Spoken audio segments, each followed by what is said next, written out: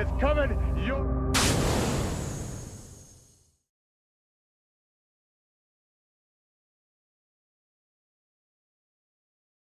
All right, Jimmy, tell me how it all started. 1942, the boy from New York City was born. Not Jimmy Valiant, but James Harold Fanning. Tullahoma, Tennessee. Southern born and Southern bred. And when I die, I'm going to be Southern dead. Well, hey, you know, I was born to a very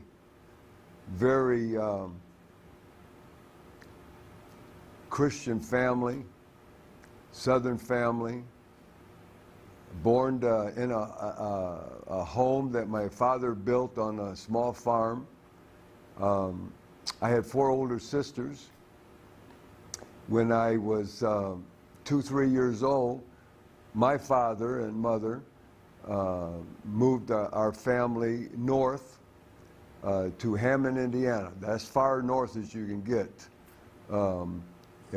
right on Lake Michigan. In fact, we're just 30 miles from Chicago, Illinois. So you know exactly where I was raised. And he moved up to feed his family. It was wartime, and he got up there and got a job with Ford Motor Company, became a millwright, and a lot of Southern men came that way to raise their families, and the steel mills and the different factories loved to hire the Southern men because they were just used to working on them farms in Alabama, Kentucky, Tennessee, and they were hard-working boys, and they would give their employer 100% work, you know, because they were used to it. So they loved them. And I was raised right there. 4 older sisters, as I said. I was a baby, and I just went to grade school, and years ago they didn't have, you know, all they had was gym. There was no sports in grade school, but I wanted to build my body. I wanted to do something physical, you know, and I remember talking to my dad. I seen this Atlas course in a magazine somewhere, you know, and they said, you know, build your body, you know, in 10 ways, dynamic tension, and it showed a skinny 99-pound boy, and here's some He-Man kicking sand in this guy's face and taking his girl from him at the beach, and you know, that one little you know, advertisement changed my life, as it did many of the young boys, I can imagine, but it sure changed mine. And I told my dad, I says, you know, how do you build these muscles, you know? And he told me that there was a big barbarian, I mean huge, you know, over where he worked as a millwright, and he says, I'm going to weld a handle on one of them and bring it home to you. And I was just 11, 12 years old, and never been around a gym. You know, there was no weights in school or nothing. So he brought that home, and man, I was so happy. And I didn't know what I was doing, but I'd lift that thing, and we weighed it somewhere, and it weighed something like 17 pounds. And man, I'd do all kinds of different exercises with it, and until my muscles burned, and didn't know what I was doing, but man, it made me happy. And I remember every night before I go to bed, I'd jump down, I'd do 25 push-ups, you know, and I'd jump in bed, man, and man, my heart was just a beating, man, and I just, you know, dream about big muscles and you know, a nice body, and this is what I was wanting to achieve, you know, and even at that early age. And hey, you work at something, man, you know, long enough, and it happens, you know. And of course, when I got into high school, they had no wrestling program, you know, like they do now. But they did have a football, of course. And man, I played football from junior high. I played football 6 years. In fact, when I was in 6th grade, I'd go and you know, work out with them a little bit, which I wasn't supposed to, but the coach let me. And so I love football. It was contact. It was something that got me, you know, prepared for my destination, my dream of becoming a professional wrestler, because I had that contact once I got in, broke into pros, and you know, for you know, 40, almost 50 years now. After you graduated from Hammond Tech, talk about what you did after graduation. You kind of got married young, and you were working at the Acres Health Club, kind of, but you also did a few other things too. Yeah, I graduated from Hammond Tech, and this was a technical school. We had shop half a day, and then we had academics half a day, and they were preparing you if you didn't want to continue going to college. So that's why I chose Tech, Hammond Tech, because I wanted to, you know, work in a mill or work in like my father did. And but once I got out of school, man, I couldn't get the football out of my mind. So I went and checked playing semi-pro football, and what semi-pro football at that time, and today even, you know, what it means is semi-pro football, but it's semi-pro pay too. You know, the pay wasn't there. If you're lucky, they would split it up at the end of the year. You're lucky to get money. And when I found that out, and I did get married, you know, right out of high school, and I already had my firstborn, Robin Lynn, you know, my baby, my pride and joy. And so I had to get a job, and I chose to go to a barber college, and it was Moeller Barber College, Chicago, Illinois, and it was 1,872 hours, you know, you had to put in to graduate, and I did that 6 days a week, 8 hours a day. So you go punch a clock, you know, and I'd cut hair, and so I thought this is what I wanted to do. I was working at the Acres all this time also, and a guy there at the Acres was an old-time pro wrestler. His name was Frank Zila, and he wrestled as one of the Volkov brothers. In fact, it was Boris and Nikolai Volkov. Now, I'm not talking about the Nikolai Volkov that fans remembered in the 70s and the 80s, where, you know, he teamed up with the Iron Sheik and became WWF Tag Team Champions. I'm talking about the original Nikolai Volkov and Boris Volkov. They were the hottest in the Midwest, Chicago, Illinois, and the country in the 50s, you know, and the 60s, you know. So this was before this other Nikolai Volkov, which I know very well, and a great guy, man. But they broke me in, you know. He says, Jimmy, man, you're young, you're good looking, you got nice hair, you got a good body. You know, he says, you should do this, you know, pro wrestling. And I says, man, you know, he was my boss, Frank Zila. He said, I'll train you, you know, I'll take you under my wing. And hey, you know, he was feeding my family. You know, I was running his health club, and I was cutting hair on the side at this time. And the year was 1964, and I says, fine, brother. So, hey, he broke me in, and everything happened so fast in my life, you know. My goodness, it was offered to me, you know, here's a platter, man. You know, he just offered it to me, and I took to it like a duck take to water, man. Tell me about the 4 weeks of training that he gave you and your, I guess, your best friend at the time, Gary? Yes, Gary. Yes, there was another big kid, Gary Molenauer, and he was there at the gym with me, and he was, I was managing the gym, and Gary was one of the instructors there, and we'd work out together. We were just two big raw bone kids, man, you know, both 6'3", and, you know, 240 pounds, man, and, you know, we was just nothing but twisted steel and sex appeal, man. We had the big, 18, 19-inch arms at the time, just kids too, man. But we really trained hard, and Gary, once I told Gary that Frank Zila was going to break me in, he says, "Oh man, I wish he would break me in." I said, "Well, go ask them, man." So he went and found Frank and asked Frank to, "Hey, I'd love to wrestle pro too, like Jimmy." And he said, "Well, hey, while I'm training Jimmy, I train you." So what we did, we meet in the dojo room, which was the karate room that they taught classes there, and in the early 60s, and at the Acres. This was in Calumet City, Illinois, right across the line from Hammond, Indiana, my hometown.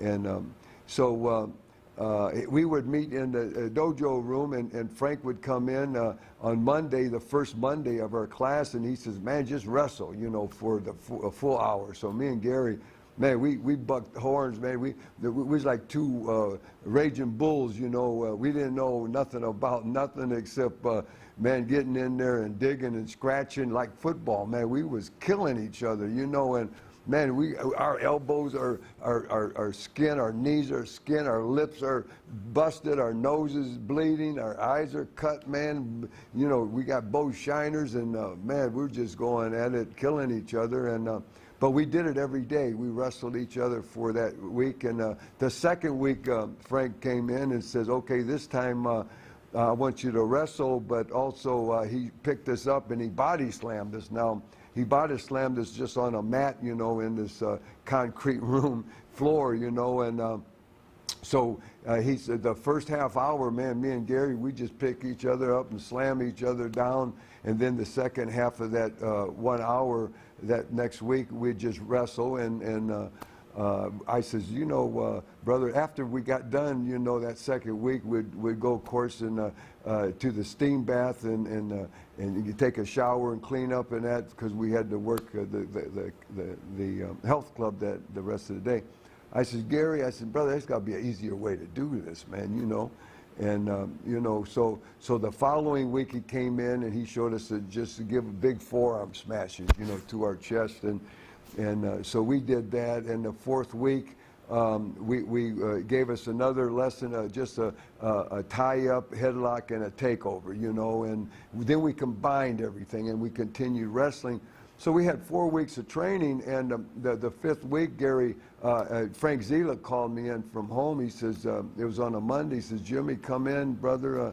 I need to talk to you this morning." I opened the Acres Health Club at 10 o'clock, and we closed it at 10, man, 12 hours, I was there, and so, but while I was there, I had my barber chair down there. I'd cut hair. I'd give massages, man. I did all kinds of different things there to make money to feed my family, And now professional wrestling is on the rise. It's in my future. So that's just another way, that I was going to be able to do that to feed my family. So I was very excited, but the fifth week, he called me in early, so I got there like 9:30, and so Frank is in his office, and he's got sunglasses on, and he had all the lights down low, and man, something I knew was something not right, and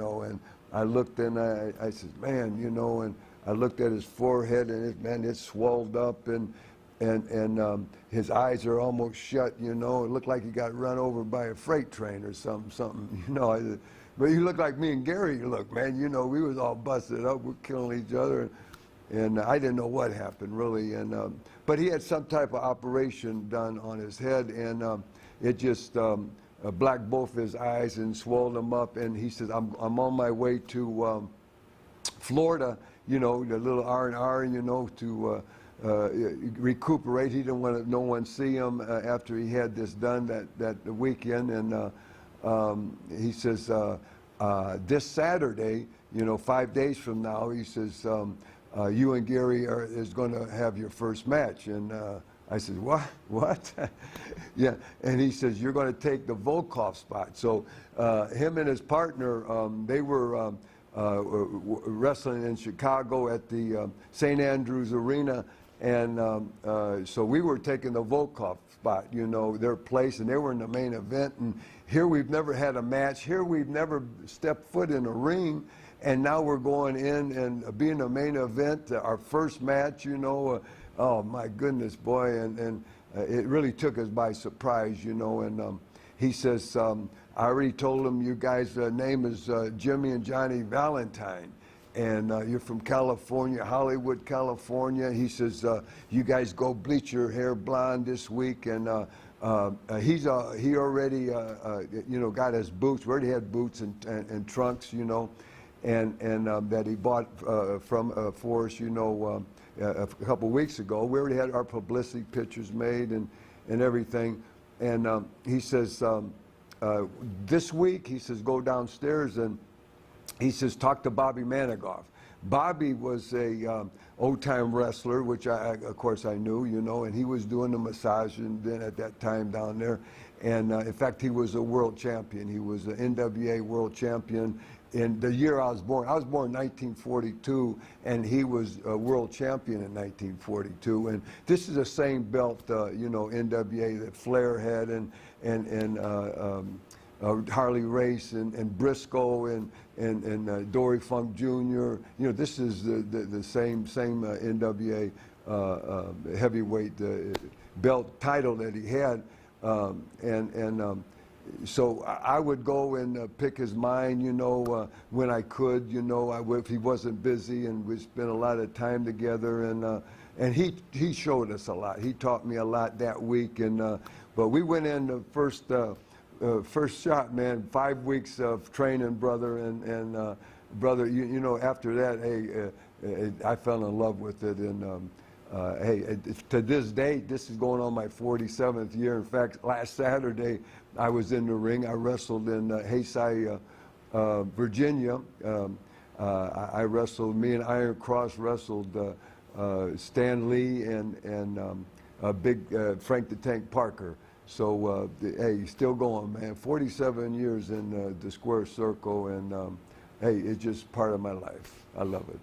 After that, you started working for Dick the Bruiser, the Sheik, Verne Gagne, and Sam Muchnick.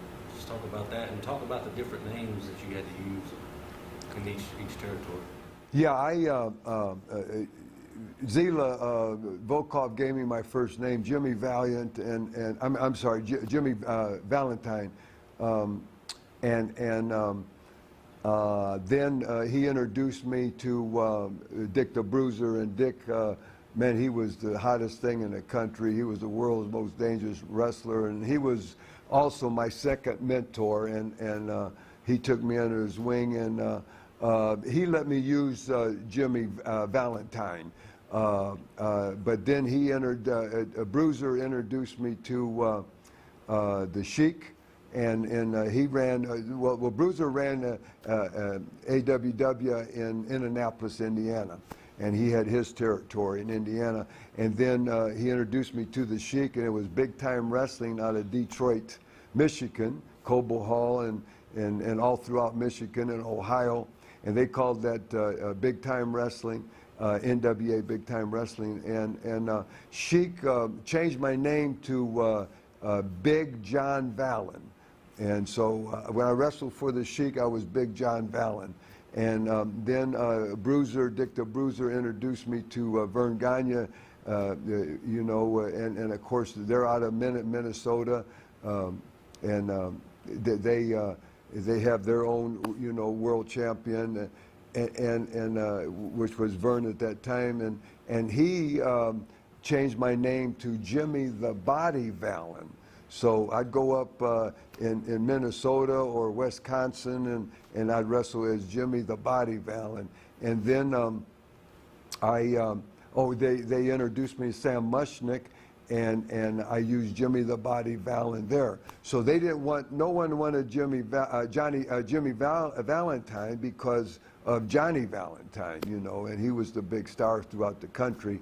And so everywhere, each territory I go to, although I was still living in Hammond, Indiana, and working at the Acres, and and I'd work three, 4 times a week, you know, but I'd work maybe 5 different territories. But on the programs, I was all called Big John Vallon, Jimmy Valentine, Jimmy the Body Vallon, and they sent me to Nick Goulas in Nashville, and Nick changed my name to Big Jim McDonald, and said I was in the McDonald hamburger chain family, and I was, you know, a rich, spoiled, you know, a boy, and that's how that happened. But I didn't really change.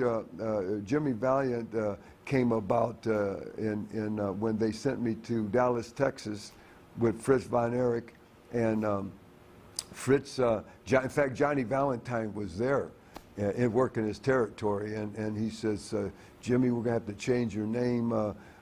Jimmy Vallon and Johnny Valentine is too close." And he looked at me and he says, "Your name is gonna be Handsome Jimmy Valiant." And brother, once that was said, and once that was laid on me, that was my moniker from Fritz Von Erich. I went from there to Madison Square Garden to Vince McMahon Sr. Tell me the story about going to the Dallas office and being told that Fritz wanted to see you. Tell me that story about, and then that's when he told you about going to the chance to go to New York. Tell me that story. Yeah, you know, how this all happened was I was only at the territory maybe 3 months. I just moved my family from Tulsa, Oklahoma, and made a major change. I got 3 daughters, young daughters. One of my daughters, Rhonda, just found out she had juvenile diabetes. She was only 4 or 5 years old, and we just made a major move from Illinois to Tulsa. We were there only 4 months. They called for me in Dallas, so I just made another major move, and setting up, you know, getting an apartment, getting all the kids in school, different schools, and you know, getting new doctors for Rhonda and Dana, my other baby, and Robin. So I was only there 3 months, and on Saturday, this was a Bible Belt. They didn't wrestle on Sunday, so Saturday night, Danny Pledges, which was one of the referees, old-time wrestler, old-time boxer, pro boxer, man, he says, Jimmy says, Fritz wants to see you Monday in his office at 10 o'clock, man. Don't be late, son, sharp, 10 o'clock. And I says, oh, okay, what's it about with Danny? Oh, I don't know now. I don't know. He just told me to. I said, oh, man. So now I'm worried. I said, what did I do? I do something wrong? I said, I just moved my family here. I thought I'm going to get the pink slip or something. You know, what did I do? I'm busting my can. I'm just a young kid, still green, you know. And he gave me my name, Handsome Jimmy Valiant. I'm happy. And, man, I just love the territory. The whole loop was only 1,300 miles, you know. And, you know, that's all we had to drive, 1,300 miles every week, you know. Where many territories, you double that, you know. So it was a really, and oh, the weather was great. I remember first time, you know, Christmas, I took my girls to the little shopping center. We seen Santa Claus there ringing the bell for what was the name of that? What's that name? What is it? The Salvation Army? Yeah, yeah. So we got tickled because we see Santa Claus there for Salvation Army, and he's got the Santa Claus beard and the red suit and the hat on and everything, but he's got Bermuda shorts on, you know, and it was funny because, you know, we were laughing, me and my babies, and because we're used to coming out of Chicago, the Windy City, where right off that Lake Michigan, man, you know, blowing snow and it's really cold, and so I was really enjoying the weather, and everybody there is really great. So Sunday, so all day Sunday, man, I'm worried. I said, oh man, what did I do? What did I do something that, You know, I'm thought I'm gonna get chewed out, and so I go in there, and I'm really nervous. And Fritz says, Jimmy, he says, I got a call today, and he says, I got a call from Vince McMahon, and he says they're looking for a young, good-looking kid to go up to New York, and you know, at that time, brother, you know, I didn't know the opportunity that was laid in front of me. You know, at that time, I'm saying, but Fritz, I want to stay here. You know, man, I just moved my family. I'm happy, man. You know, hey, you know, in Tulsa, I was making $300 a week, and you know, and now, you know, and for Fritz, I was making $400 a week as $100 a week rate, and that was, you know, that was a good money back then. At that time, if you had a regular job, you know, in a factory or something, the men would work 40 hours and they'd bring home maybe just over $100 a week, you know, or 100. And, you know, if you're a you know, a journeyman, had a trade, then you could make maybe $150. So I was making double what a man could make, you know, by working in a steel mill or somewhere at this time, you know, in the 60s. So I said, man, brother, man, and he says, it'll be good for you, Jim. He said, I promise you, it'll be good for you. And he says, look, he says, I want you to go in, I want you to go there and try it for 3 weeks. He says, and in 3 weeks, if you're not happy, he says, you just pick up the phone, and he says, you know, you got your job back here, come right back here. And he says, in fact, leave your family here until school's out, and if you like it up there, then you move your family there. If you don't, come back here, you can start work here in 3 weeks, you know. And I says, well, you can't beat that deal. Well, then after it started sinking in, you know, and the thing was, I had to be there the following Monday, you know, or the following, I'm sorry, this was on a Monday. I had to be there the following Thursday of that week, you know. So I remember I worked Dallas that Monday night. Tuesday I was in Fort Worth, which is, they're like twin cities, you know, it's like Minneapolis and St. Paul, they're right together. And Wednesday, I didn't go to San Antonio, which was a shot, because Thursday morning I was flying out to Washington, D.C. For WWF, Vince McMahon. And but it sunk in that week, you know, and all the boys were up congratulating me, man, you know, Killer Kowalski and, you know, Tora Tanaka, Johnny Valentine, man, you know, Wahoo McDaniel, they're all, man, hugging me, and man, what a great kid, brother, man, you're gonna make a lot of money up there, you know, and oh my goodness, you know, and so, you know, it's really sinking in, man, everybody wants to go there, you know, so, hey, I went there, brother, and I fell in love with it, you know, of course, in 3 weeks. I never called Fritz nothing. I brought my family in and had a great run there. Talk about your first meeting with Vince McMahon Sr. How'd that go? Yeah, the first Thursday, they did, we did TV out of Washington, D.C. every Thursday. So I got off the plane, got a cab there, man, and to the address, you know, where their office was, and I was supposed to report there, and I walk in, and first guy I seen at the coffee shop downstairs in the hotel where WWF wrestling office was Captain Lou Albano. Well, he wasn't captain then; he was just Lou Albano. In fact, I gave him captain years later, his name captain. But Lou had a cup of coffee, and he was going up, and I recognized Lou Albano because of all the publicity. You know, if you're in New York, you'd get all the publicity from the magazines, and just to prove that I was there 15 months that first year, and I was on like 12 different covers, of magazines, in early 70, in 1970.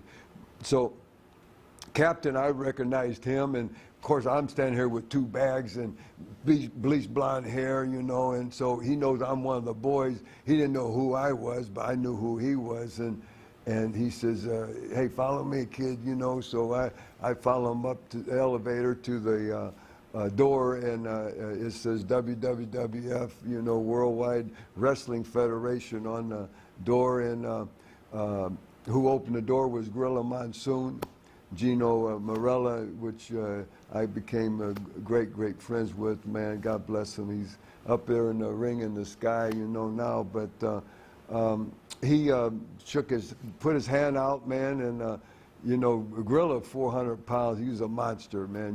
He had a big hand. Andre the Giant probably had the only bigger hand than Gorilla had, but he says, welcome, Jimmy, and he said, he introduced me to Arnold Skaaland, which was sitting there in the waiting room, and Angelo Savoldi was there, and these were the agents at that time, and he says, Vince is expecting you, Jimmy. And so Gorilla went on in and told Vince that I was out, and Vince says, send him in. And so I walked, he says, Vince is ready for you. So I walked in, and Vince is sitting there doing paperwork, and he's got his glasses, on his nose, and he looks over his glasses, and he says, Jimmy Valiant, Vince McMahon. He shook my hand, and he says, you come from a man that I admire, Fritz von Erich, and he says, welcome to New York, welcome to our territory. And Vince, says, let me show you who you'll be working with. And he showed me the schedule for the next 3 weeks. I'm scheduled against a guy that he had down, the Black Demon. His name was Tony Nero. And I just, I was a rugged, I was a bad guy, and I liked that, at that time. Fritz had me, working, instead of a crowd pleaser, and I says, is this Black Demon, is he a bad guy or, good guy? What was? And he says, no. He says, we want you as a crowd pleaser, And he says, that's why we need a real young, good-looking kid, and that's why we called for you. And Fritz said, you have, he had you, and, that's why you're here. And he says, is there a problem with that? And I said, man, I'm more comfortable. I want to heal, I want to be rough, and here I am, man, telling this millionaire and telling Vince McMahon, everybody wants to go there, that I don't, I'm not happy with what he's doing, and that's not how business is done, But he says, look, Jimmy, he says, we need you to do this at this time.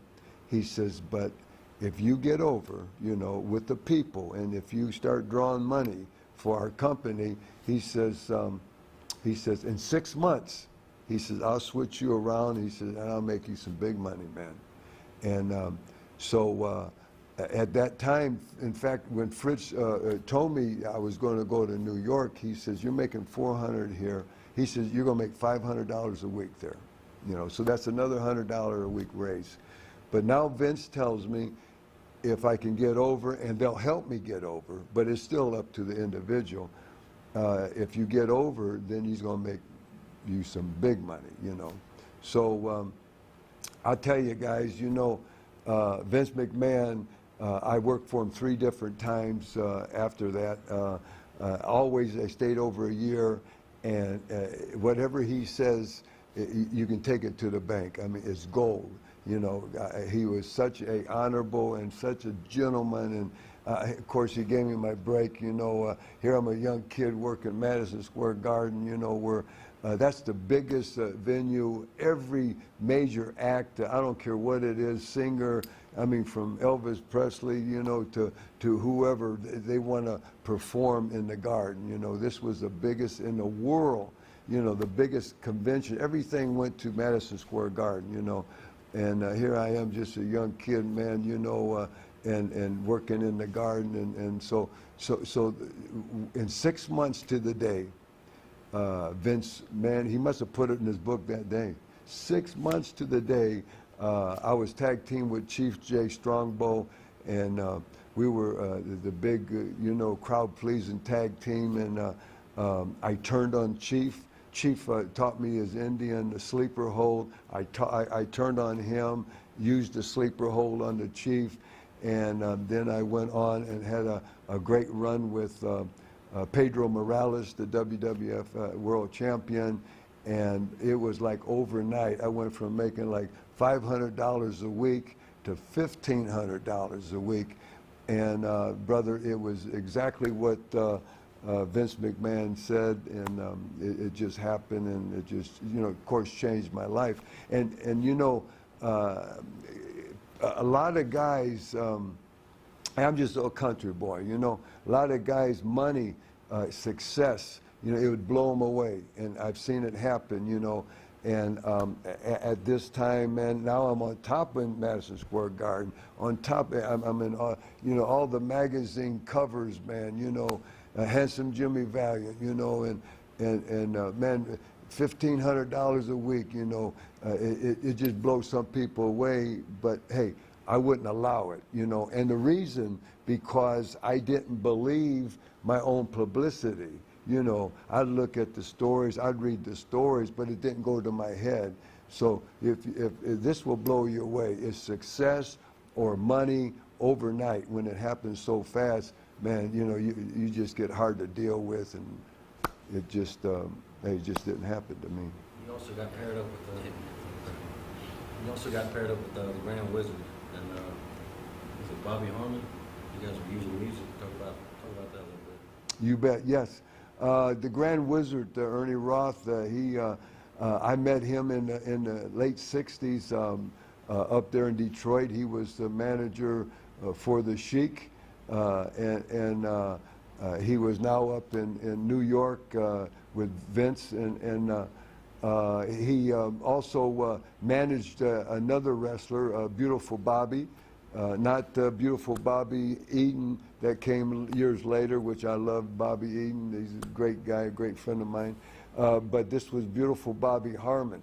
And Vince teamed us up there at that time, 1970, 71 by then. The Grand Wizard, he wanted something special for this.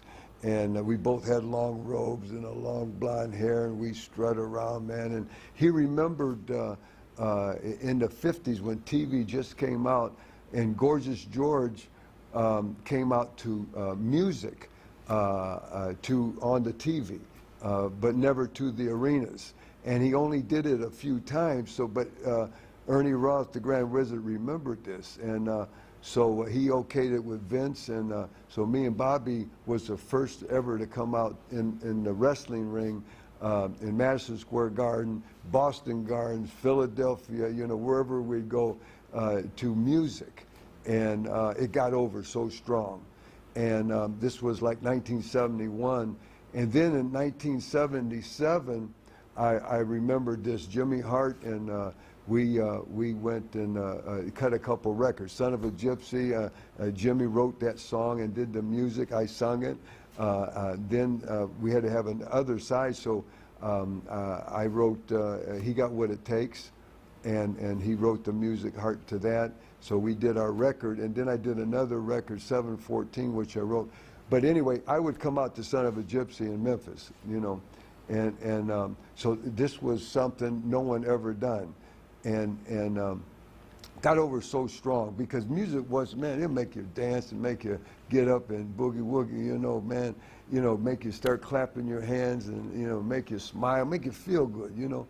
And so after you know, I was there in '77 and '78, and we were coming. I was going out to music. Then Lawler seen it, and Dundee seen it, and Austin Idol seen it. All these Memphis stars, you know, so they started coming out to music. And then I left and went other places, back to New York, and I didn't go to music no more. And then in 1980, 81, I went to Crockett Corporation, and I remembered all of this again, and that's when the Boogie Woogie Man, you know, was born, and I came out to music then. Talk about after your run with the WWF, you kind of went back to Bruisers. You were managed by a pretty boy, Bobby Heenan. Right. And that's when the Valiant Brothers were born. Talk about how the Valiant Brothers were born and how you got, how Johnny came in and the first match you guys had, you were the champs. Yeah. I was, this was like 1973, and I was managed by Pretty Boy Bobby Heenan, and was working for AWW, Bruisers Wrestling Federation, with Wilbur Snyder. And we would go to the Bearman. We'd work Detroit, and then we'd go across to Toronto, Ontario, London, Ontario, across the border there, and from Detroit, and we'd wrestle on Sunday afternoon for the Bearman, Dave McKegney. And he'd only run in the summer.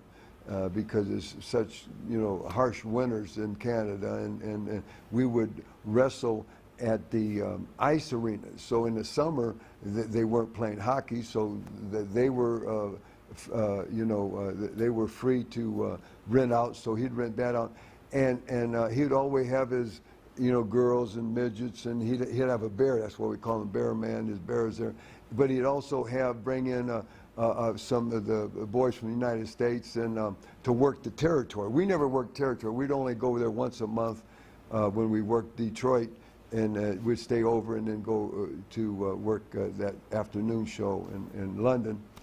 And so Bobby Heenan was wanting to go to the AWA, Vern Gagne's territory, and but Dick the Bruiser said, well, you got to replace yourself.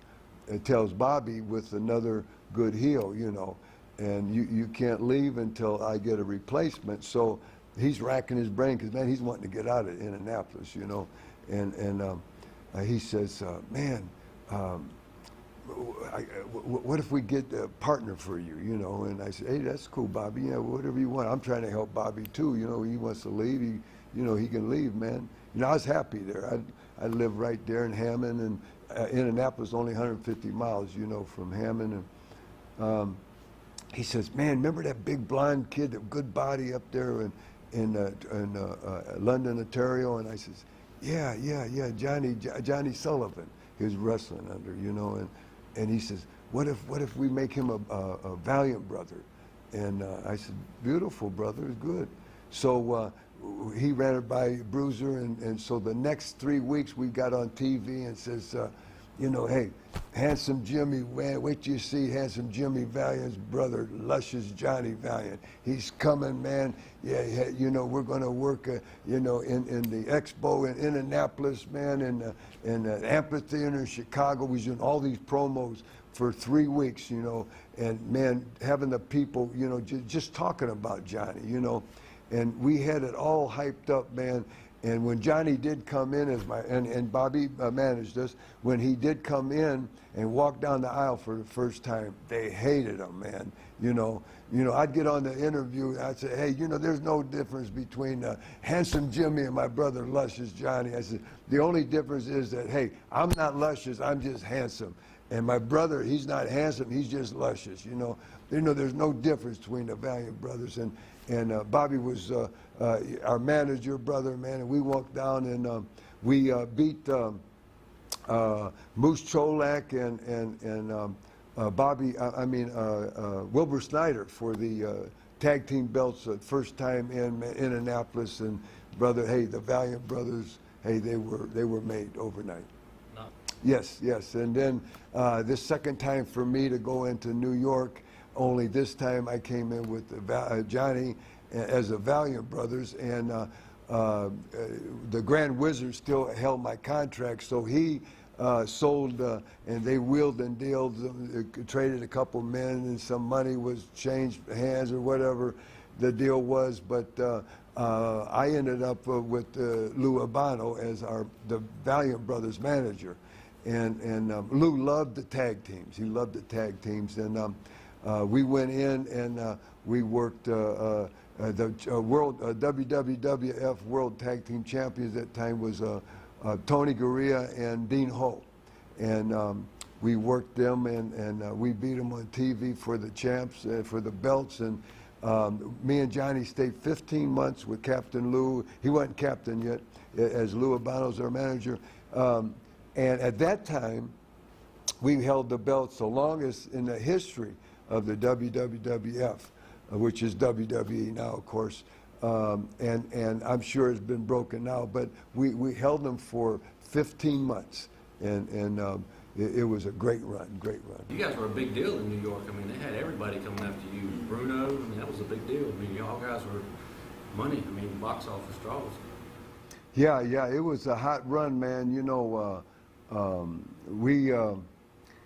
the money came, you know, of course, we beat Dean Ho and Tony Garea, so they chased the Valiant Brothers, you know, everywhere. And for the next 9 months, man, we wrestled them 7 days a week, you know, and of course then, man, they'd work us over, brother, but we'd always walk out with the belts and had so much heat, you know, and the heat was real, you know. Me and Johnny, man, we'd take our cars, we'd have to hide our cars, you know, because the fans, if they seen us in a car, man, they'd key it, you know, they'd scratch it, our new Cadillacs up, man, whatever we was driving, man, and you'd ruin our cars, you know, they'd break the windows out, they'd flatten our tires, they'd do anything. Man, I mean, they throw hot coffee on us going to ring, or beer, and they burn us with their cigarettes, and you know, it's a serious thing. You know, I've been stabbed, and you know, just getting in and out of the ring, and it was really a hot deal. They had Vince seen, you know, how hot the Valiant Brothers were. You know, this was 1994 at this time, and I'm sorry, 1974. 1974 at this time, and Vince always had, at that time, Bruno Sammartino was the world champion, and he says, you know, always Bruno was a single. He never teamed up with no one because he was their world champion, and it was such a hot deal that we had 2 shots with Bruno on top, with Chief Jay Strongbow as his partner, trying to get the tag belts from the Valiant Brothers, you know, and so it was a real deal. But not only were Bruno and this was their dream team, you know. If they can't do it, nobody can, you know. But we was lucky enough, man, each time to walk out, you know, some way, you know, of course, cheating, and you know, but we'd walk out with them belts and just got more heat and heat. And another, you know, they'd team up guys like Putski and Santana. They'd team up guys like, you know, Gorilla Monsoon, you know, and Victor Rivera, man, you know, just so many combinations they'd throw at us, you know, the Valiant Brothers. Talk about when the date with the Valiants. What are your memories of the actual date and how that all came about? Yeah, we, Bill Apter, he was the senior editor and the senior, you know, with 4 or 5 different wrestling magazines, you know, at the time, and this was The Wrestler, and then they had Inside Wrestling. They had many wrestling magazines, but The Wrestler, we made the cover, Win Your Date with the Valiant Brothers and Captain Lou, you know, and so you'd have to send in a card or a letter, so many words, and why do you want to date with the Valiant Brothers? And this was all, excuse me, this was all to be taking place in New York, you know, going out on the town with the Valiant brothers and the captain, and man, we got some letters. It was so comical, you know, because we had housewives, wanting to leave their husbands, and we had guys dressing up like girls, or I don't know, maybe they were guys that had operations. I don't know, man, but you can tell those guys, you know, sending pictures and letters to us, and it was wild, you know. But it was a big deal, and they got so many cards and letters, and the wrestler the following week, we were back on the cover, and with the date, and it showed the girl that won, and it showed us taking her out on the town, and it was like a eight-page spread, and it was a good gimmick, you know, good for the Valiant brothers, and also, of course, good for the magazine, because it sold. That's what it's all about, you know, is money. After that, your run with Vince was up again, and you guys went all over the place. Tell me the places you went, and then after that, Johnny left. Yeah, had the greatest run in New York in 74, 73, 74.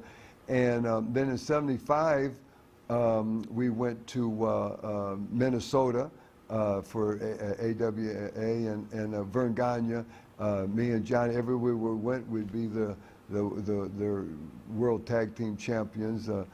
We had a big feud with Hilarity Axe Henning and Joe LeDuc. They went as the Lumberjacks. And of course, the other tag team there was Greg Gagne and Verne's son and Brunzell. They were the High Flyers, and they had quite a few good tag teams. Of course, Crusher, you know, was there, and Nick Bockwinkel, you know, and Pretty Boy Bobby Heenan was there. He was going then as the Brain Bobby Heenan, and we had a great run there, 9 months, man, you know, and then we negotiated to go to Georgia Championship Wrestling, and that was for Jim Barnett, and we was the Georgia Tag Team Champions there, and we stayed there, you know, another 9 months or so, and then we went to San Francisco to Roy Shire's territory, and of course we beat Pepper Gomez and Pat Patterson for their titles. So we had the tag team titles there, and the Kangaroos was out there. There's a lot of good tag team. Years ago, they had good tag team territories, you know, everywhere. You know, it was more than you see today. You know, the tag teams, you do see, of course, they have, you know, tag teams, but not like years ago. They had their own division, and I mean, in one night, you'd see maybe 2 or 3 of the matches was tag team matches, and very exciting. I like tag team. I like to be single too. I liked either way, but tag team was, me and Johnny was together 5 years, and it was a very, very exciting time, you know, in both of our lives, you know. All right, after he left, you got the call. You were working for a Bruiser again by yourself, but you got loaned out to Memphis for Jerry Jarrett. Talk about going in there and kind of taking Memphis by storm. Yeah, Johnny, you know, we left San Francisco, and Johnny was had a few personal problems at home, and he had to take care of it. And he said, he called me Jive, man. He says, Jive, I gotta go home and, you know, take care of business, and I understand, my man.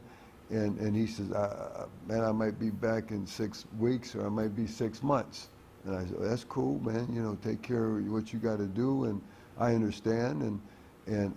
So I picked up the phone, and again, you know, we had no managers. You know, we had managers, but no personal managers that took care of our affairs. You know, we all took care of our own bookings, our own, if you needed help, the promoter would help you, you know, to find another place, you know. We would leave territories. You'd only there, you know, 6, 8 weeks, months, I mean, you know, and you'd make major moves, you know. My oldest daughter, Robin, time she was in 8th grade, she was enrolled in 12 different schools, you know. So that's how many times you have to move, you know.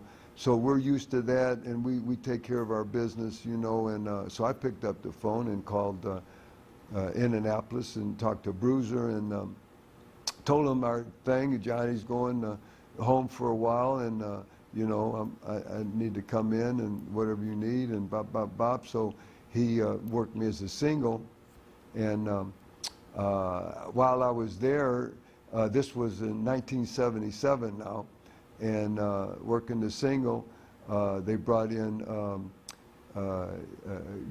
Duke George, Major Duke George managed me at this time. And so I had single shots with Dick the Bruiser everywhere, and Pepper Gomez, and Sailor Art Thomas, and I was on top with, you know, Moose Cholak, Paul Christie, Pepper Gomez, Cowboy Bob Ellis. These were all the major stars in Indianapolis, and I was their head heel, and I was having matches with all of them, programs, you know. It was a great run, you know. I loved it. I was home, you know, in fact, we ran Hammond, Indiana, you know, where I was raised, and it was so exciting because we'd run to Hammond Civic Center, and people thought that here I am, a boy from New York City, you know, they'd Handsome Jimmy Valiant from New York City, Bob, man, they're booing, they're throwing stuff, man, they hated me, you know, and they didn't, well, some knew, but the regular fans, because I never would go out, you know, with my family, you know, because I was a heel. I didn't want my 3 daughters to be teased at school. I couldn't go to church with them. I couldn't go to school with them because I didn't want them to have a hard time. So I wouldn't be seen. Plus, I'd be on the road all week anyway. And when I'd come in at night, man, I wouldn't even go out around, you know, where I lived, you know, much, you know. And, you know, it was something that just part of our life then, you know, because it wasn't cool. Now it's cool to be a heel. Man, if you're a bad guy, everybody, yeah, man, if you're a good guy, yeah. They cheer for everybody. But before, boy, you know, they didn't cheer for you. But here I'm in Hammond, Indiana, and you know, the majority of people, I'm working with Dick the Bruiser, and they're in the ring, man, and we're bleeding, and I'm punching them, and I'm got the knucks, I'm hitting them, and man, and they're wanting to kill me, you know, and they don't know, man. I graduated from Hammond Tech just down the street from Hammond Civic Center. In fact, it's on Soul Avenue, it's on the same road, you know. And they think I'm from New York, you big bum, man. Oh, man, they hated me, you know. And they didn't know I was a Hammond boy. And when I was, you know, 8, 10 years old, I'd go over there and I'd shoot marbles, man. I played basketball and right there where I was wrestling. I'd swim there, and I'd do my activities there, you know, like all the other Hammond boys, you know. But it was pretty cool. Talk about going to Memphis. First night in, you win the Southern Heavyweight title. Yeah, Jerry Jarrett called Bruiser and said, you know, Lawler is retiring his belt. He's beat everybody.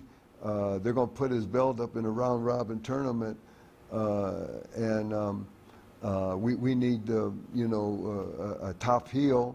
You know, they called Florida. They called a couple other places for another, you know, different territories to come in just for the tournament, just for one night. He was just on loan for one night, you know. And Bruiser says, well, he says, I got Ivan Koloff here. He said, I got Handsome Jimmy Valiant. I got Ernie the Cat Ladd. he was telling the big heels that he had in the territory, and we were doing great there, man. We had some of the best talent in 1973. I mean, sorry, in 1977. We had some of the greatest talent in the history of WWA, and so Jarrett says, yeah, you know, can you send Handsome here, you know? So he told me. So I made an interview. I told an interview, you know, I kind of interview to be shown on the TV for the following Monday, you know, and Saturdays for the following Monday Memphis Coliseum show for the tournament.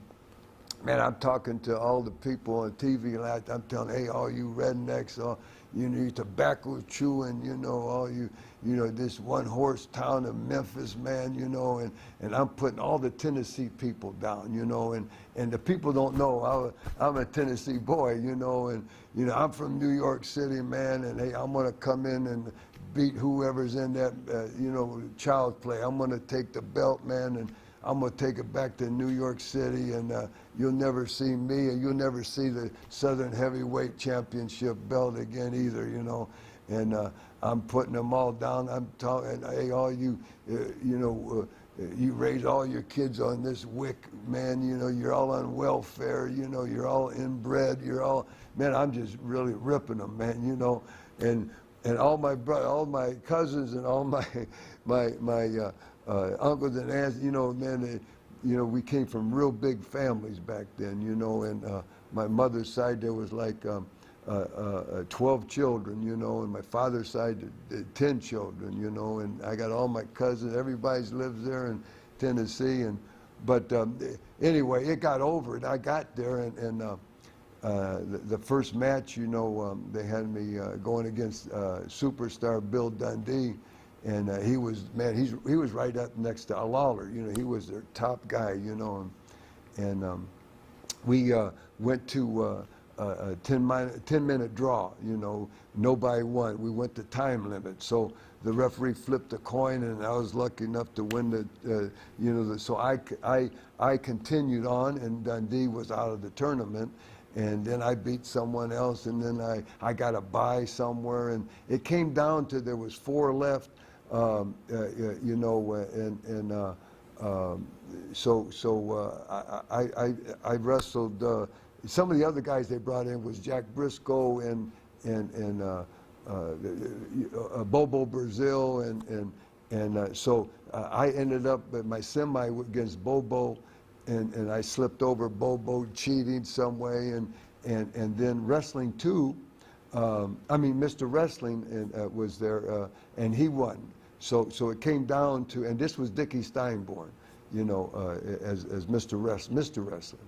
And I know there was a Tim Woods that wrestled, you know, Mr. Wrestling, and of course Johnny Walker, Rubber Man, he was wrestling too. But Dickie Steinborn, big star. He was Mr. Wrestling, and it came down to us too.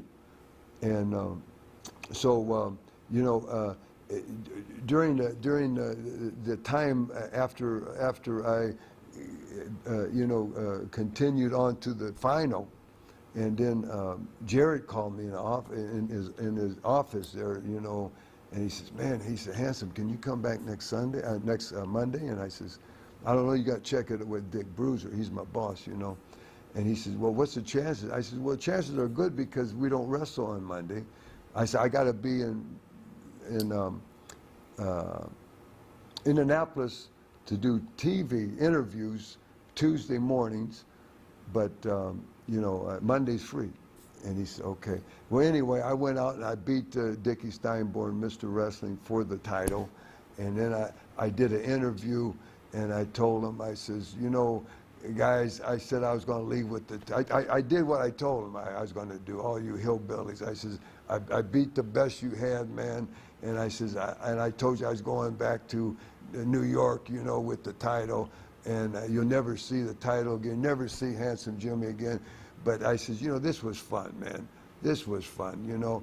I says, I'm going to come back next week, you know, and I'll beat someone else, you know. And So what they did, they had a rematch between me and Mr. Wrestling. And the thing was, the following week, Lawler came back because he was doing music then.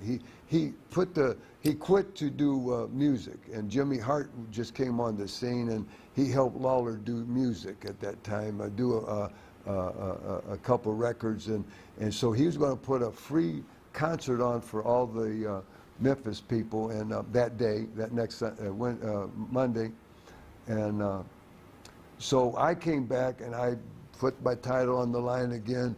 And when Lawler did his concert in the middle at the after intermission part, and man, they had the stage there, and Lawler came up there. And before Lawler came on, I went out there, and they had the band there, you know, Jimmy Hart's band, and they had the McCarver sisters there singing backup, and it was a big deal, man. And I went out and I says, hey, nobody wants to hear Jerry Lawler sing. You know, they want to hear Handsome Jimmy sing, you know. And I got the sunglasses on, man, the blonde hair, and they had the black lights on, and, you know,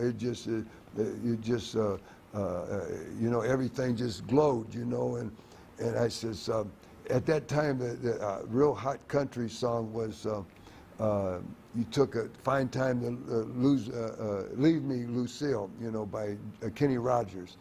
And so I talked to the band. I said, hey, you hillbilly, can you play that new hot song of Kenny Rogers? Took a fine time.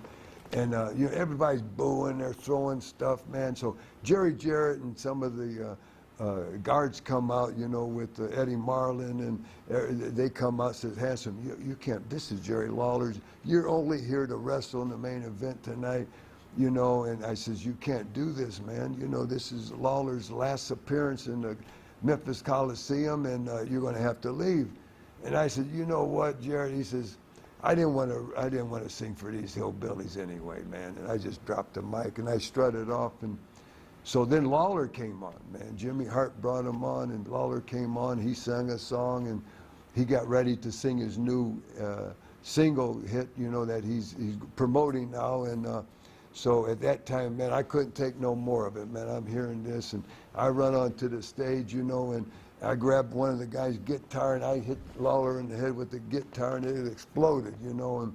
And man, I put the boots to Lawler. Man, he's down, he's bleeding, and man, the band, they're just standing there in shock, man. They look like a deer in the headlights, man. They didn't know what to do. And here comes the security guards out, and here comes some of the wrestlers, and here comes Jarrett out again. And man, oh man, you know, they got me back off stage and out of there. And the only reason they didn't, you know, suspend me or fire me, man, because the Coliseum sold out, and you know, to come to see Lawler and see me lose the strap that night, you know. So he says, man, hey, just go ahead, have your match, and get out of here, you know. So I went out, and I went over again. I beat Mr. Wrestling again, and I cheated, beat him again, had more heat, went in there, did another interview. I said, I'm coming back one more time, man. I says, and I don't care who it is, Mickey Mouse or Andre the Giant, get someone in here that can, you know, give me some competition, or you'll never see me again, you know. I'm taking the bell, I'm leaving, I'm saying this every week, you know. And I says, you know, I'm tired of all this, you know, one-horse town of Memphis, Tennessee. So I leave, and then the next Saturday, they're finding out who's going to wrestle me, you know. And man, they had, you know, some big stars there, you know, all wanting to, you know, wrestle me for the title. And right on the end of the program, Jerry Jarrett comes out, and he says, well, we got it. He says, here's Handsome Jimmy's opponent for next Monday night, 8 o'clock, Memphis Coliseum. And brother, they brought Jerry the King Lawler back out, came back out of retirement, had the crown on, and he says, nobody nobody does this to me, you know. Hey, I don't care, Handsome Jimmy. Hey, I'm coming back. Hey, I'm coming back for my Southern Heavyweight Championship belt. Hey, I'm coming back for you. I'm going to ride you out on the rail, man. Hey, you were going to get rid of you. We don't like your kind here, you know, in the South, man. Bop, bop, bop, bop. And brother, the next Monday, Coliseum sold out, and me and Jerry Lawler connected there. And for the next 6 months, we wrestled every Monday at the Memphis Coliseum, man, and jammed it. A couple of big things from that was a couple of things, he burned your face. Talk about that, remember that? Yeah, next 6 months, man, we had every type of match you could think of. You know, they had, my goodness, we had cage matches, tarred and feathered matches, you know, scaffold matches. He won my Corvette, man. I brought a Corvette in, had the Big Apple on it from New York, you know. He won suitcases full of cash. Man, he won everything from me. You know, he had the belt, and you know, he just beat me pillar to post. But I'd always keep that heat, man. You know, and we continued. Then we went into tag matches. Went into 6-man tags. We went into every match you could think of. You know, so finally, he was getting ready to wrestle Harley Race as the world heavyweight champion. You know, came in couple times a year. So just before that, he threw fire and he burnt my face, man. And brother, man, that got my eye, and I had an eye patch on and burnt my face good. And I looked in the camera. I said, Jerry Lawler, nobody does this as a Handsome Jimmy, you know. I says, brother, if I see you walking down the street, man, hey, I'll run you over in my car, you know. I'll come right on the sidewalk. He said, if I see you eating in a restaurant, I'll stab you with a fork, man. He said, nobody does this, you know. It was a serious deal, you know, to Handsome Jimmy. And so I went home to heal up, and he wrestled Harley Race that next week. And they went to our Broadway, which is a time limit. They went a whole hour, you know, time limit. And the following week, they came back in a 90-minute match, you know. So I wasn't on the card, man. And I flew in myself, man. And I told the cab driver to man, leave that meter running, brother. I won't be long. I got in there, you know, when I figured Lawler was going to be in the ring against Harley Race. And man, I stayed in the shadows, you know, of no one knew I was there, and just as you know, Lawler had Harley beat, you know, for the pin, man. And man, I grabbed a big bottle, a quart bottle of something out of the garbage can, man. I ran down the aisle, you know, not the aisle where I was in the other side of the building, another different aisle, not from the dressing room. And I ran in, man, and I brought that quart bottle, man, a big bottle, beer bottle, whatever it was, Pepsi bottle, I don't know what it was, over his head and busted, man. And man, it cut my hand, cut his head. And I grabbed the neck of the bottle, boy, and I swiped him across the chest, cut his chest, and I got his arm, man. And by that time, man, the fans are coming, the police is coming, the Jerry Jarrett coming, everybody, security, man, there, the ring's filling up, man. And I just dove out of there and got out of there and got in the cab and right back to the airport and flew back out. And it was so hot, man. It was so hot, you know, that the ambulance came, you know, all the lights came on in the Coliseum, and Jerry Jarrett laid there, brother, and glass everywhere in the ring, and of course they were filming this, and it showed, man, him bleeding from the chest, the arm, the head, and the ambulance came and they carried him out. And the following Saturday, he got on TV, brother, and they zoomed in on, they could see where he was sewed with the stitchers, you know, the cat gut, you know, they used to sew people up years ago with, and it had all these stitches there, I had death threats on my life. It came to the TV station, the Coliseum. Man, they had to have me back because, you know, man, Memphis is selling out. You know, Lawler wants his revenge, and So they used to pick me up at the airport, and they'd put me in back of Buddy's car, which was one of the old time wrestler, Buddy Peel. Buddy Wayne was his wrestling name, and he put me in the back seat of his Cadillac, covered me up with army blankets, and drive me right into the Coliseum. And he's waving at all the fans, you know, hey buddy, but they're all out there trying to see how I get in every Monday, you know, but they never figure it out. And then afterwards, he'd put me back in there and he'd drive me back to the airport.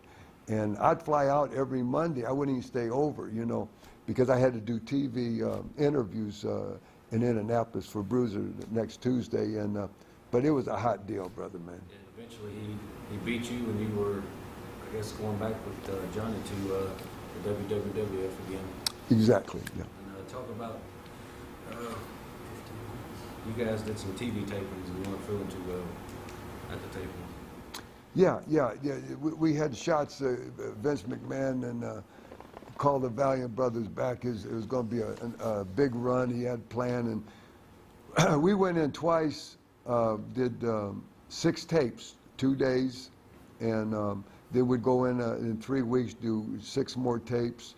And the second time I was in there, man, I wasn't feeling real good, and man, I thought I was getting walking pneumonia and a boogie woogie flu, man. I was so tired, I couldn't even hold my head up, man. I couldn't raise my arms. I said, man, something wrong with me, brother. And I just laid, man, you know, in the dressing room until it was time for me to go out and do a tape or interview. And anyway, I went from there to Lexington, Kentucky, to Rupp Arena, wrestled, and the next, this was on a Saturday night, and the next day was Sunday, off day, and Monday I'm on top in Coliseum, Memphis, and on the way back to Memphis, you know, brother, I just fell apart. I just couldn't move, you know. I was drained, you know, and we drove all night, and time I got into Memphis, you know, the driver, I was riding with Kenny Wayne, and he looked at me, he said, oh, handsome man, he says, your eyes are just yellow like mustard, you know. And I pulled the visor down, and I looked, man, and it was jaundice set in, you know. And so I said, take me to the hospital. And so I went and got checked out, and the doctor says, man, we're full, man, but Hanson, we're gonna get a place for you because you got you know, hepatitis, because he got the test back, and he says, I said, I gotta make a few phone calls, brother, man, and yeah, we'll do that. But I called, you pay like I called. I told Kenny, I said, get the car, man, I gotta get out of here, you know. But anyway, I had both types, A and B. Now they have C, and probably I had them all, you know. And who knows, brother, we'd bleed every night, brother. You know, we'd bleed every night, and man, I was living wild times, and you know, I was doing all type of different recreation, drugs, and this and that, and so who knows where this came from, man. You know, hey, bad seafood, oysters, raw, you know, who knows what, bad water, from getting busted open every night, living the fast life, you know, not sleeping and eating right, you know, going days without, you know, proper rest, nutrition.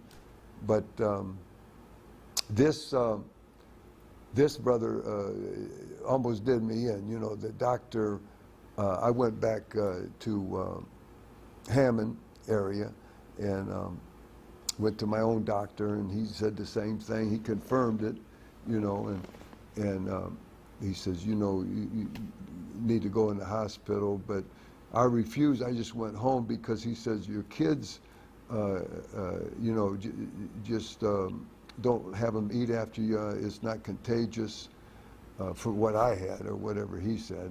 And which it wasn't, because I stayed home 3-4 months and no one got it, you know. So he was right there. If there was any choice, I would went to I wouldn't put my family in danger, you know. But I'd rather be home than the hospital anyway. I said, what can they do for you in the hospital? He says, well, they just put IVs in you, and they can give you a B12 shot and a gamma globulin shot once a week. I said, well, can you do this in office? You know, yeah. So the only thing I didn't have was the IVs, and you know, I can do that at home, you know. But he told my wife and my family, he said that he won't make it. He's not going to make it, you know. I went from like 230, 240. The last time he weighed me, I was 100 pounds less, man. I was like 134 pounds or something on a 6'3" frame. I'm not big bone, but, you know, medium bone guy, you know. And my liver wouldn't work. It wouldn't utilize, it wouldn't, the food, you know, whatever I was eating. And, but God had his hand on me, and he wasn't done with me. He had more in store for me, you know, in my life. And I pulled through it and came back maybe 6 months later, and they brought Jerry Valiant in, and his name is John Hill. He was a stomper. Guy Mitchell, his wrestling name, and they made him a Valiant brother because Vince had so much money invested in me and Johnny, Luscious Johnny, Handsome Jimmy. Then they brought Jerry in as Gentleman Jerry. So they won the straps. And when I came back 6 months later, then I joined them, and then we did all the six-mans, the Valiant brothers, like the Freebirds did years later.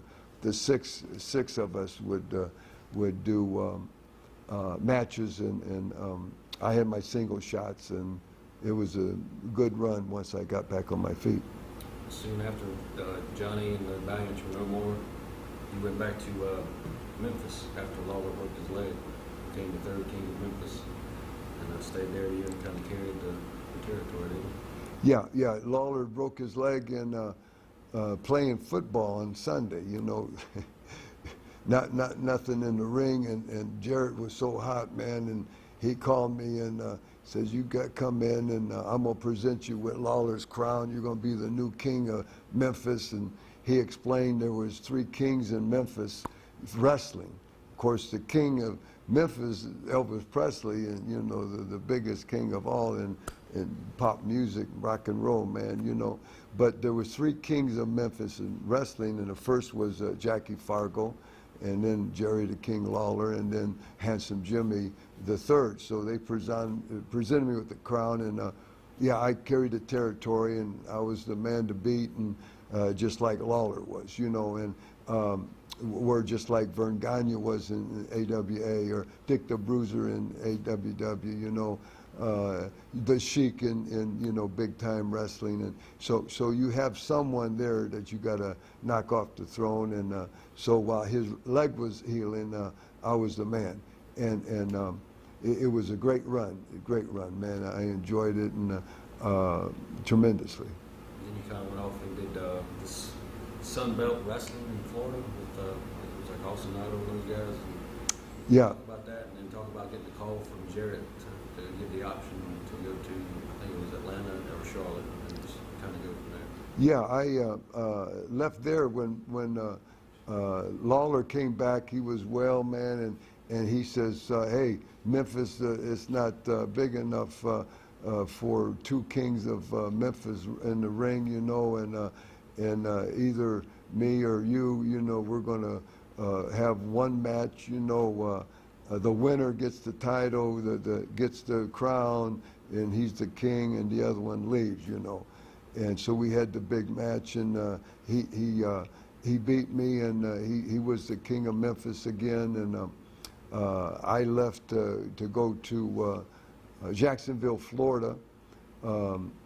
At that time, they were going to start a wrestling, or Sun Belt wrestling, and Curtis was a big star there years ago, and he was doing the commentating, and Louis Tillett was the booker, and he worked in the office, and Austin Idol called me and said, you know, if you come in, Handsome, he says, they're giving me 1/4, 25% of the territory. You got 25%. Tillette got 25, and Curtis got 25. So this is how it's going to be, you know. And there's no investment. I said, well, you got to move me, man, you know. So they moved me, and they gave me a salary for the every week, you know, until the territory got rolling.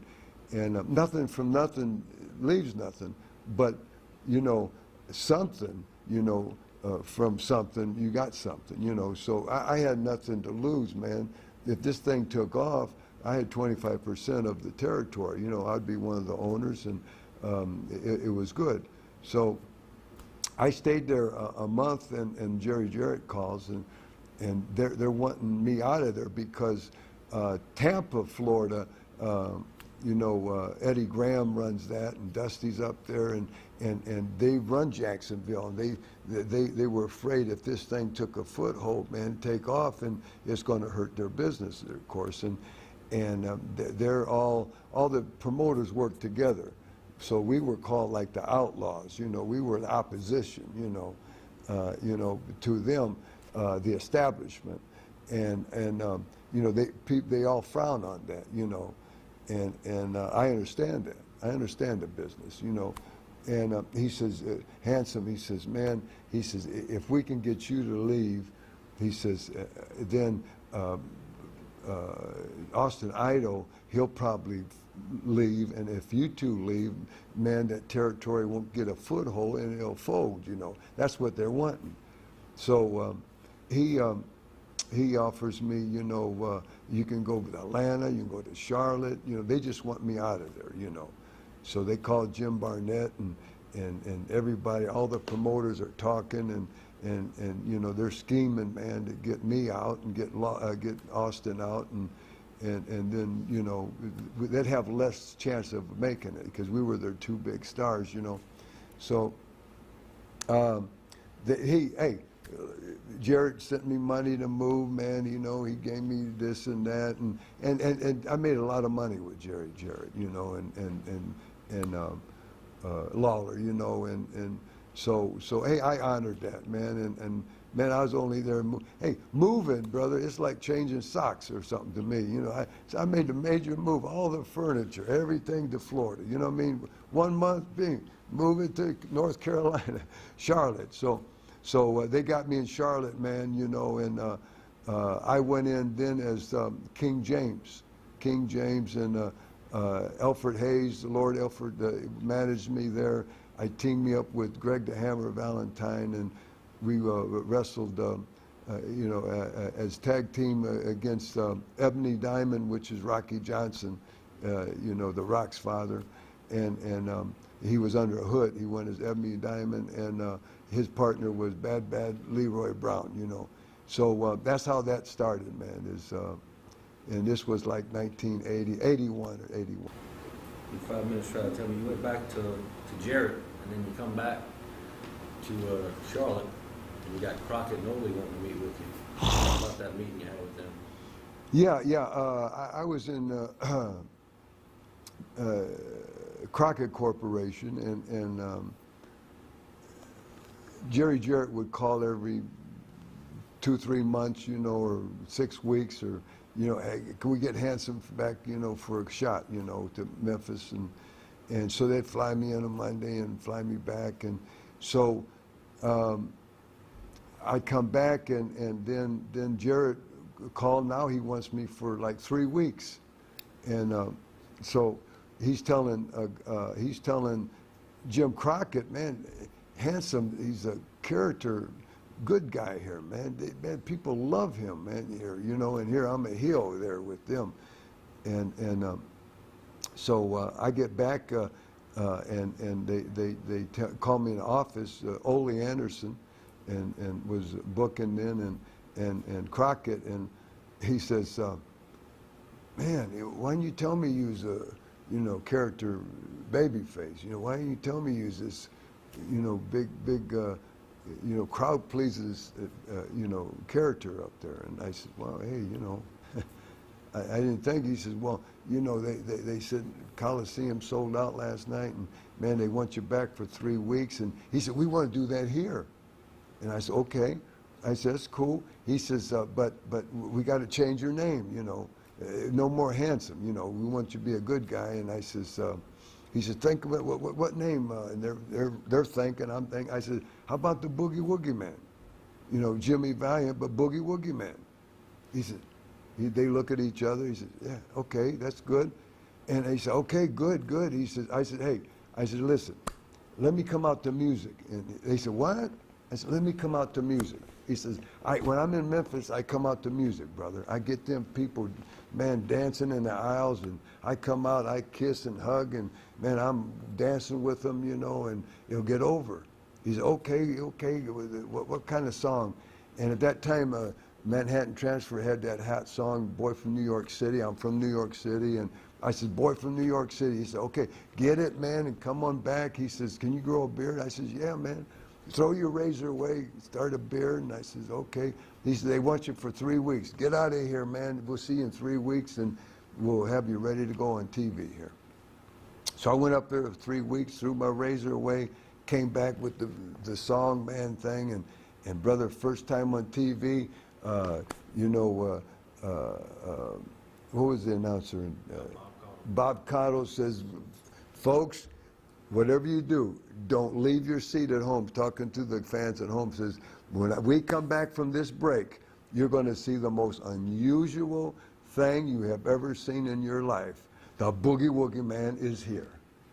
And man, when they came back from break, they played that music, Boy from New York City, and no one ever seen, man, I went right up, instead of going to the ring, I went up, it was a studio, but real small, but I went up in the bleachers, and I'm hugging, I'm kissing everybody, man, woman, child, blue, black, pink, white, it didn't matter who, man, I kissed everybody, and they're dancing, high-fiving, and man, the music is blaring there, and they're rocking, man, this place. And I slide into the ring, didn't even wait for the bell, the music kept playing, I boom, boom, punched the cat, man, shot him in, gave him a big elbow, dropped a big elbow, 1, 2, 3, got up dancing, back into the crowd dancing, I danced all the way out to through the curtains, and man, and it all happened within like 2 minutes, the whole match and everything, and man, it went over like crazy, you know.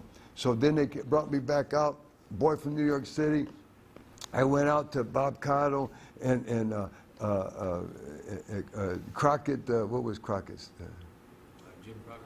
No, David. Yeah, I went out to back out to do an interview, David Crockett, and man, I kissed David, man, right on air. I kissed Cottle, man, you know, did an interview, brother. The Boogie Woogie Man was alive, and that's how it all started. And I had like a 7-year run there, brother, as the Boogie Woogie Man in Charlotte, North Carolina.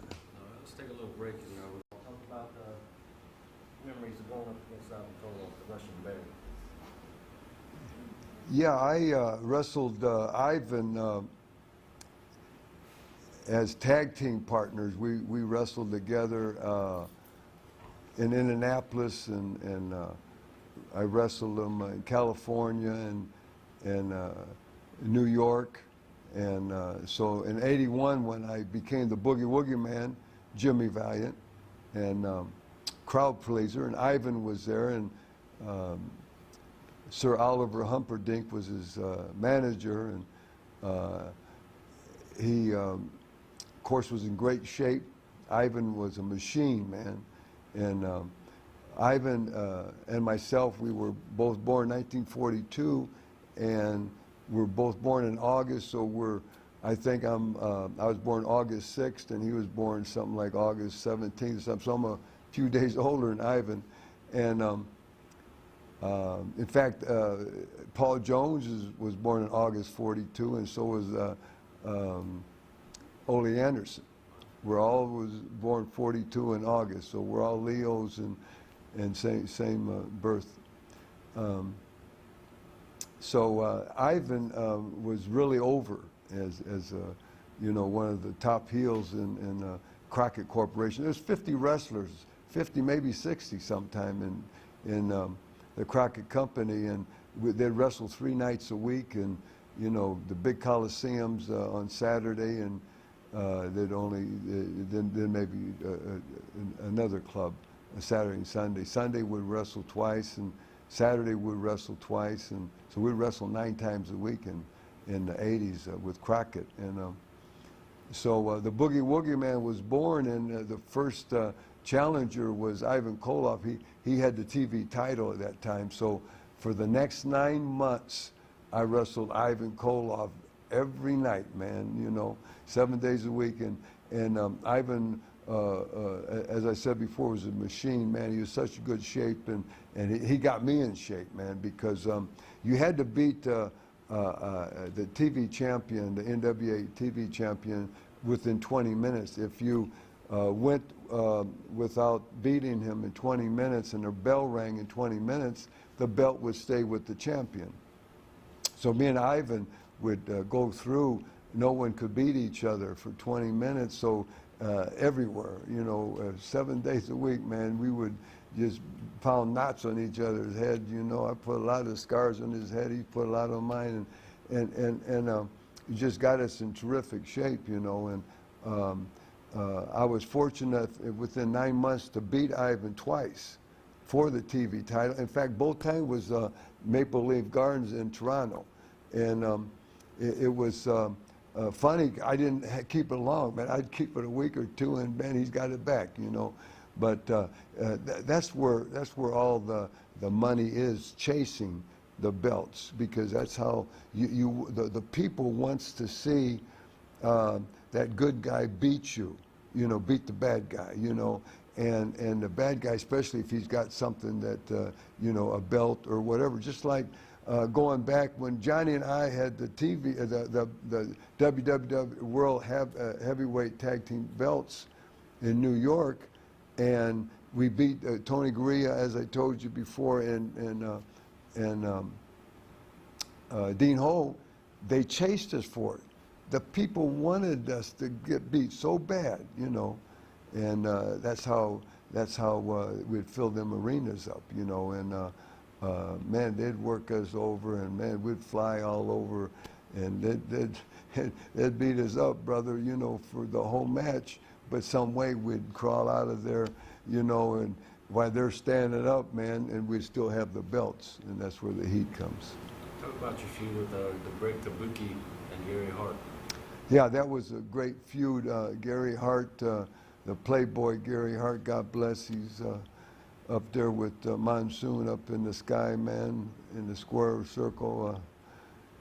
Gary, another Chicago boy, man, you know, he's a Chicago boy, and he brought the Kabuki over, and very mysterious, you know, he would spray something out of his mouth, man, and different colors, and I had a big long beard, you know, blonde hair, man, and I looked like a rainbow, man. I'd have green and blue and purple, and man, you can't wash that out, especially the next night you're going, he's spraying you again, and he'd spray me every night, man, you know, and man, I'd have all colors in my hair, you know, bleached out, just stripped hair, man, and whatever it was, dye or whatever it was that he was spraying, brother, I couldn't get it out, and it was very comical there.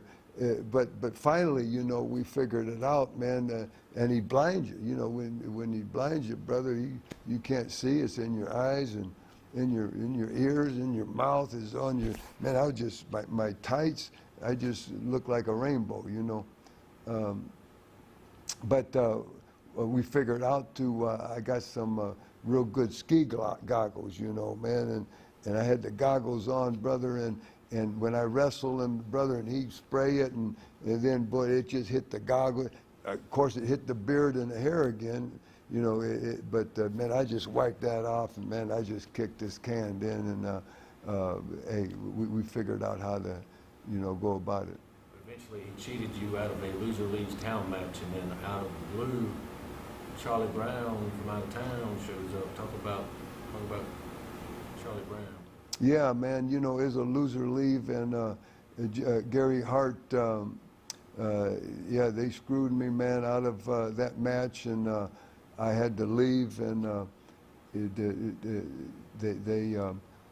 must have had a row of quarters or something like they had in their hand, and it hit me in the tempo, man, knocked my lights out, you know, and the quarters were all over the ring, you know, so that's what I figured, that's what happened. And I had to leave, and I really didn't leave. I just came back with a mask on, and we had a mask made, you know, where the beard would hang out, you know, down to my waist, and the blonde hair in the back, and you know, everybody knew it was, you know, the Boogie Woogie Man, Jimmy Valiant. But Bob Cotto said, you know, Gary Hart complained on the interview, says, man, you know, that's Jimmy Valiant in there, you know, that's not Charlie Brown. He says, that's what it says right here, is Charlie Brown from out of town. He says, if you, Gary, he says, if you think that's Jimmy Valiant, you got to take the mask off and then, you know, to prove it. Otherwise, hey, we just got to go with that wrestler. That's who it is. And all the people loved it. Of course, I'd knock down Gary Hart, and I'd knock down Kabuki, and when they're both down and they're not looking, I'd take my mask off, I'd wave to all the fans, you know, they loved it. And I'd put it back on, and oh man, you know, it was just great. And it was a great run with Kabuki, and it was just, in fact, I won, he had the TV title at that time, and won the Starcades, and I beat him for it, and Charlie Brown, so Charlie Brown had the TV title too for Mid-Atlantic. Kind of after that feud wrapped up, you got involved with Paul Jones and the Assassins. I think most people remember them coming out and cutting your beard, man. Talk about that. Yeah, that was a serious deal there. You know, your most serious angles, you know, that draw money in our profession is something personal. And Paul Jones and his army, and at that time he was wrestling Assassins, and for a year, man, I'd bring in partners, Dusty Rhodes, Magnum TA, you know, Raging Bull, you know, Bugsy McGraw, you know, man, I just bring in partner after partner going against the Assassins, and we could never take their mask off, you know. No one ever took their mask off, you know, and no one ever could beat them. And so finally, you know, they had it with me because I kept, man, you know, coming after them, you know. So they tied me up on the rope, and why they held me and tied me up, you know. Paul Jones cut my beard off, you know, a beard I was growing probably 5-6 years, you know, and they thought that would be the end of Boogie Woogie, and I did. I disappeared, man, you know, for a while, and they found me out on the streets, man, and you know, it was something that I was down real low, man, and I told the people, I says, you know, Paul Jones took something that belonged to me, something personal, you know. He took the hair from my face, you know, and I says, you know, I want just one more match with the Assassins, and I says, you know, if you give me that, I said, all I ask for, I says, I'm going to take their mask off, you know, because I want to take something personal from them, like they did me. And I says, if I don't take your mask off, you know, Assassins, I says, then they can shave my head. They can have my hair, and they can, you know, hey, and that'll be it, you know. But just give me one more shot. And they called it the Boogeyman Jam. It was 1984, and it did big business, man, you know. We broke records, you know, attendance-wise, you know. The fire people would shut down. They can't get no more in the building. Went to Asheville on a Sunday afternoon, and man, they were sitting in the aisles, you know, and it was great. And what we do, we go out, brother, and I'd go to Charlotte Coliseum, the Richmond Coliseum, with Norfolk Scope, man. We'd go everywhere against the Assassins, because each town I had a chance to lose my hair. But man, I'd take the mask off, you know, and that was a Boogeyman Jam, and it was a real great deal. Now, Paul Jones and his army, not only that, it lasted for 5 years. It's probably one of the longest running feuds ever, you know. And in his army, man, he had the Barbarian, he had the Abdullah Butcher, he had Baron von Raschke, you know, he had, you know, all these guys, the thugs coming after me, you know. Superstar Billy Graham was in his army, and it finally came down to the final blow-up between me and Paul Jones, hair against hair. And, you know, to line that up, he says, you gotta put your hair up against my army, you know. So we shaved Shaska's hair, you know, we shaved, you know, other people's army's hair, and then finally, after that, it came down to me and Paul Jones. Well, after I went through his army, all the people knew Paul Jones was a great wrestler, you know, but he hasn't wrestled in years. He was a manager then for 5 years, you know, so he was soft, you know, he wasn't in shape like I was. So they knew I could beat him, and they knew I could take his hair. And no one ever took his hair, you know. They was after his hair for 20 years there, you know, in Charlotte, North Carolina territory. And so they just said, but this is it. So we had a big match, me and Paul, and man, he, he, you know, screwed me out of the deal, man. And I took it like a man. I sit in a chair, and they shaved my head. And then we finally came back, one last one. And it was the last blow off, and finally I got the revenge, and then the big feud was over because Paul Jones we shaved his head, and it was a bald-headed geek. And you called that whole feud with his army, what did you call it? Valiance War. Valiance War. In fact, we got it right there. We got the big poster up there. We can take a picture of, zoom in. It was my war. I had the T-shirt made, man, and you know, oh man, hey, I had so many partners with me in that, but I took it all on myself, you know, because it was my war. Yeah.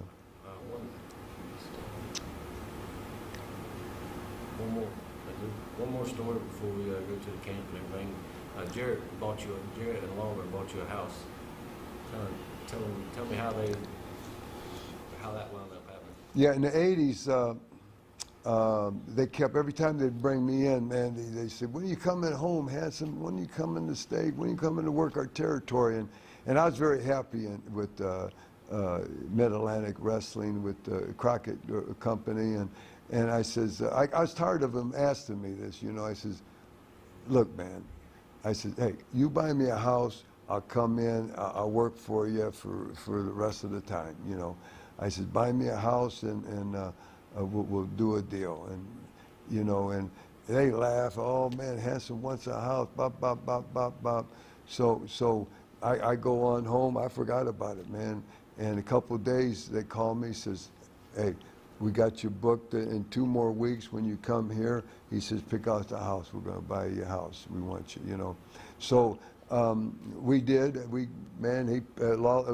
Lawler was there, and Jarrett there, and their lawyer, and they picked me up in the big limo, and man, we went around. I found a house that, you know, little swimming pool, and bop, bop, bop, and signed a deal. And all I had to do was stay there 5 years, and the house was mine. So what they did, and there was no rent being paid. They were paying the rent, the nut on the house. They take it out of the you know, off top of the Memphis Coliseum every week, and so in 5 years, the deed was done. They give me the deed to the house, and I stayed 6 months, and I was never home. Man, they'd fly me everywhere. I was in Puerto Rico. They'd send me to Japan. I was in Charlotte over half the time, you know, because now Crockett wants me, you know, back. And so it just wasn't worth it to me. And Lawler wrote his book, you know, and I wrote my book, you know, Woo Mercy Daddy, Welcome My World, the Jimmy Valiant story. And in the book, I said I stayed 6 months, which I did. I stayed 6 months, and then I just gave him the key back, and that was it. But Lawler's book, he says, Hanson, we bought him a house. He stayed 6 weeks, you know, but I was there 6 months. Okay, tell me, you said in your book you met 3 angels in your life. Tell me about meeting the 3rd angel in your life, Angel. Tell me that about meeting her. Yeah, you bet. You know, 1981, I was floating for a week. I was married. I divorced my second wife. I was married the first time 17 years. I love married life. I love it. You know, it's me. And the second marriage lasted 13 years, and that's 30 years of marriage right there, man. You know, two ladies, and I had children with both of them. They were mother to my children, and I went from the first one right into the second one. This time, after the second one, I took a year off. You know, I just wanted to just float around and just do my thing, whatever, and, you know, find myself. I, you know, did some hardcore drugs, you know, for many years. I wanted to clean myself up. I knew that if I continued what I was doing, I wouldn't be here long, you know. And if you want to live, you know, you have to take better care of yourself, you know. And so I was already starting to do that. In fact, I was, man, I cut off maybe by this time I met Angel, maybe 3/4. I was just doing just certain stuff just to, you know, so I could relax enough to go to sleep at night, and you know, just I was trying to get back into health, nature, you know, working out, and how I started out, you know, as a young boy, and I knew something. You know, spiritually, I was getting right with God again, getting right, you know, with my body and nature, and but it took a woman, a good woman, to get me over the 100%. And I met Angel, and you know, the day I met her, you know, I says, look, let's take this real slow, you know, and I'll tell you how slow we took it. In 4 months we were married, and we're living where we live now at the White House, and started our camp together and everything together, you know. But this lady saved my life, you know. I honestly wanted this to happen, and it did happen. I was just looking for the right lady, and you know, once you hook up with someone, you can't be apart. You can't stay apart. You know, it happens fast. You know, especially as an adult. You know, and again, I love married life. We've been married 20 years, Angel and myself, and hey, we never had a cross word. We don't argue. I refuse to. She refuses to. You know, our biggest thing would be talking about, hey, where do you want to go eat? You know, where do you want, baby? You know, it's good with me. She, well, no, what do you want? You know, so it's easy, man. She's a Leo. I'm a Leo. You know, we're like, we're lovers. We're like brothers and sisters. We're the best friends. We're you know, she's my right hand, man. You know, she's everything to me. I can't, man, I can't be away from her. You know, I refuse to, and I won't. You know, it's just she's just such a good person, and such a good lady. You know, and she's so talented, man. She's a great singer. She's a great artist. She sews. You know, she do it all. You know. So certain people can do many things, and some people can just do one thing, you know, but she's a person that can do many things great, you know, very good. Jerry Lawler's another person. He can do so many things, and everything he does is great, and Angel's the same way. Talk about getting a call to be a part of the WWF Hall of Fame at the time. What did that mean to you when you got that phone call, knowing that you're going to be going alongside all the greats of wrestling history, and you're now part of that? What did that mean to you? What's that say about your career? Yeah, that's man. It's like the Super Bowl. You know, winning the Super Bowl and getting your ring. You know, or the world champion, basketball, when you go for the big one, man, or hey, or the Hall of Fame baseball in Coopertown, or they got Hall of Fame football and basketball, every sport, this is our sport. This is our sport, and yeah, I'm very honored, I think Johnny and myself and Captain Lou, we were inducted the same year, 1996, WWE. And before us, there was 3 other classes, and of course, the first one was Andre the Giant. He was the only one inducted that year, and then 2 more classes than ours. It was so special that to me meant so much, and I'm very proud of it. And it's something that I can to parlay to help my kids. I've already lived out my life. I've already done this great sport of professional wrestling. It's taken care of my families, and it's taken me all over the world. And now I've already done that, lived my life, and have already. Now it's time for my kids, all my students, to make their dream come true, make their dream reality, and this being in the Hall of Fame helps that, because it is such an honor, and to be so few, and that I am just thrilled to be able to just be here with my kids and to be able to help them. All right, let's talk about this camp. How did it come about? I mean, what's it mean to you? What is BWC for you? How did you tell me a little history on it?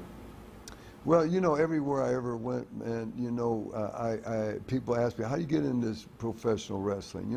When I started wrestling in 1964, there was no wrestling camps. In the 70s, there was one, Bob Saber had something out of Chicago, another guy had something, out of Minneapolis, Lou Klein had one out of Detroit. They started coming here and there, but there was no wrestling. Gagne started one in Minnesota, and so there was not that many camps, so I says, when I get retired, when I finish, I said, I'm going to start a camp. I had this plan for years, for 20 years. And so in 1992, I was on a tour over in United Arab Emirates, over, around the Arab, around Saudi Arabia and all that, wrestling over there. And it was just after the first Gulf War, and they invited a group over, and in my group was Killer Tim Brooks. And I've known Tim, we started, together in the early 60s, and so Kim had a wrestling school, and we're over there, man, and, we're up in the top of the Hilton in Abu Dhabi, we went there for 3 weeks. We only wrestled something like 9 times in 3 weeks, so we had a lot of time on our hands. So we'd go up, and man, he's smoking these big Turkish cigars, and I'm dipping Copenhagen, and we're laying on the, up on the, sunning and playing cards and talking, and it's my old buddy having a good time. And he said, Boogie says, you ought to start a wrestling school, and, for the kids and that. And I said, my plans are, when I finish, I am. He says, man, do it now. Man, it's such enjoyment doing this, helping the kids out, that wants to come down in our business, and so I'm thinking about, I got a lot of time to think, and I call Angel, I talk to her, and I'm not saying too much about that, but I'm saying, he's got a wrestling school, and and he's doing good. And I says, you know, we're going to do this, honey. You know, when I retire, you know, I was still on the independent circuit and everything, and so I was making something like $2,500 a week there. So 3 weeks, that's $7,500. So I didn't say nothing to Angel, but I got it in my mind. I says, man, when I get home, I'm going to talk to my baby. And so we got home and you know, off of 3 weeks, and you know, I'm not saying we didn't go on a honeymoon then, brother, me and my girl, but hey, because we never been off one, we still on a honeymoon, but it was great, you know, as long as I ever been away from her, you know, and I had $7,500, man, you know, because they fed us over there 3 times a day. You know, all the transportation, all the, you know, the nights, everything was paid for. And so I bought her, you know, a little gift, you know, a little Persian gold bracelet. That's the only thing I spent money on, brought it home to her. And so when I came, I had the bulk of that $7,500. And I says, look, Angel, baby, I says, we can take this $7,500, so we can pay bills with it. I said, we can put it in the bank. I said, or we can blow it, man. I said, I don't care. It doesn't matter to me, you know. I said, or we can build a building, you know. This is our camp building that we built. And in 1992, I built this building for $7,500. And brother, it cost you $75,000 today, you know. But I came home and we built it on our land, you know, that we had. We got 2 acres here, compound, and that's how BWC started. We built it a year, the next year, September of '92. We opened it up, and our first class graduated in September '93. And this last September was our 18th graduating class, 2010. What's this place offer these kids? I mean, it's a chance to go live their dreams. Yes, yes. This sign behind me says it all, you know. Only you can make your dream come true. And they make their dream come true by walking through that door. And, you know, everything's positive here. You know, all the signs, you know, right here, believe, succeed, succeed, you know. On this side, have yourself a great life, you know. Behind you, if you see someone without a smile, give them yours. You know what I mean? You know, BWC, where every student is important, you know. Angel, myself, yeah, we take all, they're all our kids, you know, no matter how old they are. We call them our kids. They could be 30, 40 years old, but they're our kids, you know, and we take them under our wing, man, and under our umbrella, and hey, we make their dream come true here, and it happens. What's it like watching your kids grow into performers and managers and just good grown-ups? Yeah, it thrills me, you know, because I'm still out on the road, you know. I'm not wrestling too much no more, but I'm out there, you know, I'll do a special referee or I'll do a personal appearance. And so I'm somewhere every Saturday night, you know, and of course every Sunday, 12 to 4, we're here at Camp BWC, Boogie's Wrestling Camp Hall of Fame Museum.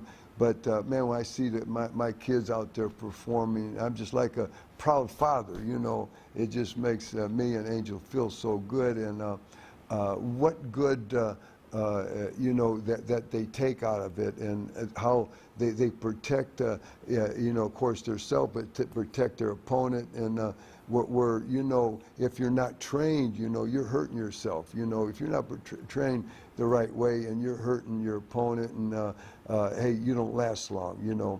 It's something you got to be the right way. When I first got into business in '64, the only way you learned was on-the-job training. And these old timers, brother, they all had the 20-inch necks and cauliflower ears and busted noses, brother, man. And if they didn't like you, brother, you know, they would hurt you. You know, they would, you wouldn't last long, man. You know, you'd be out of here, you know, because they'd run you out of our business, you know.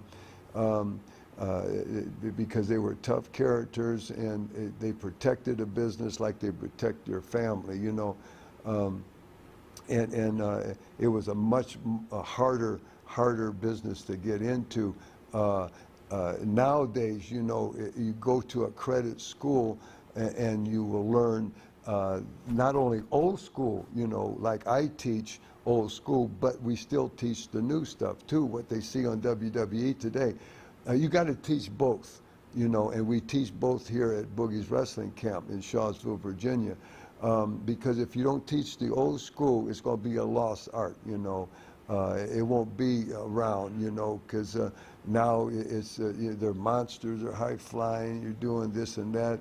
But we teach the storytelling too. You know, you tell a story in there, you know, to be able to bring the people right out of their seats at will. You know, you have such control, you know, over a preacher can do it. You know, man, you just fire the congregation up. You know, I mean, just he can bring them up, he can make them cry, he can, you know, make them laugh, he can make them pray, he can make them do everything.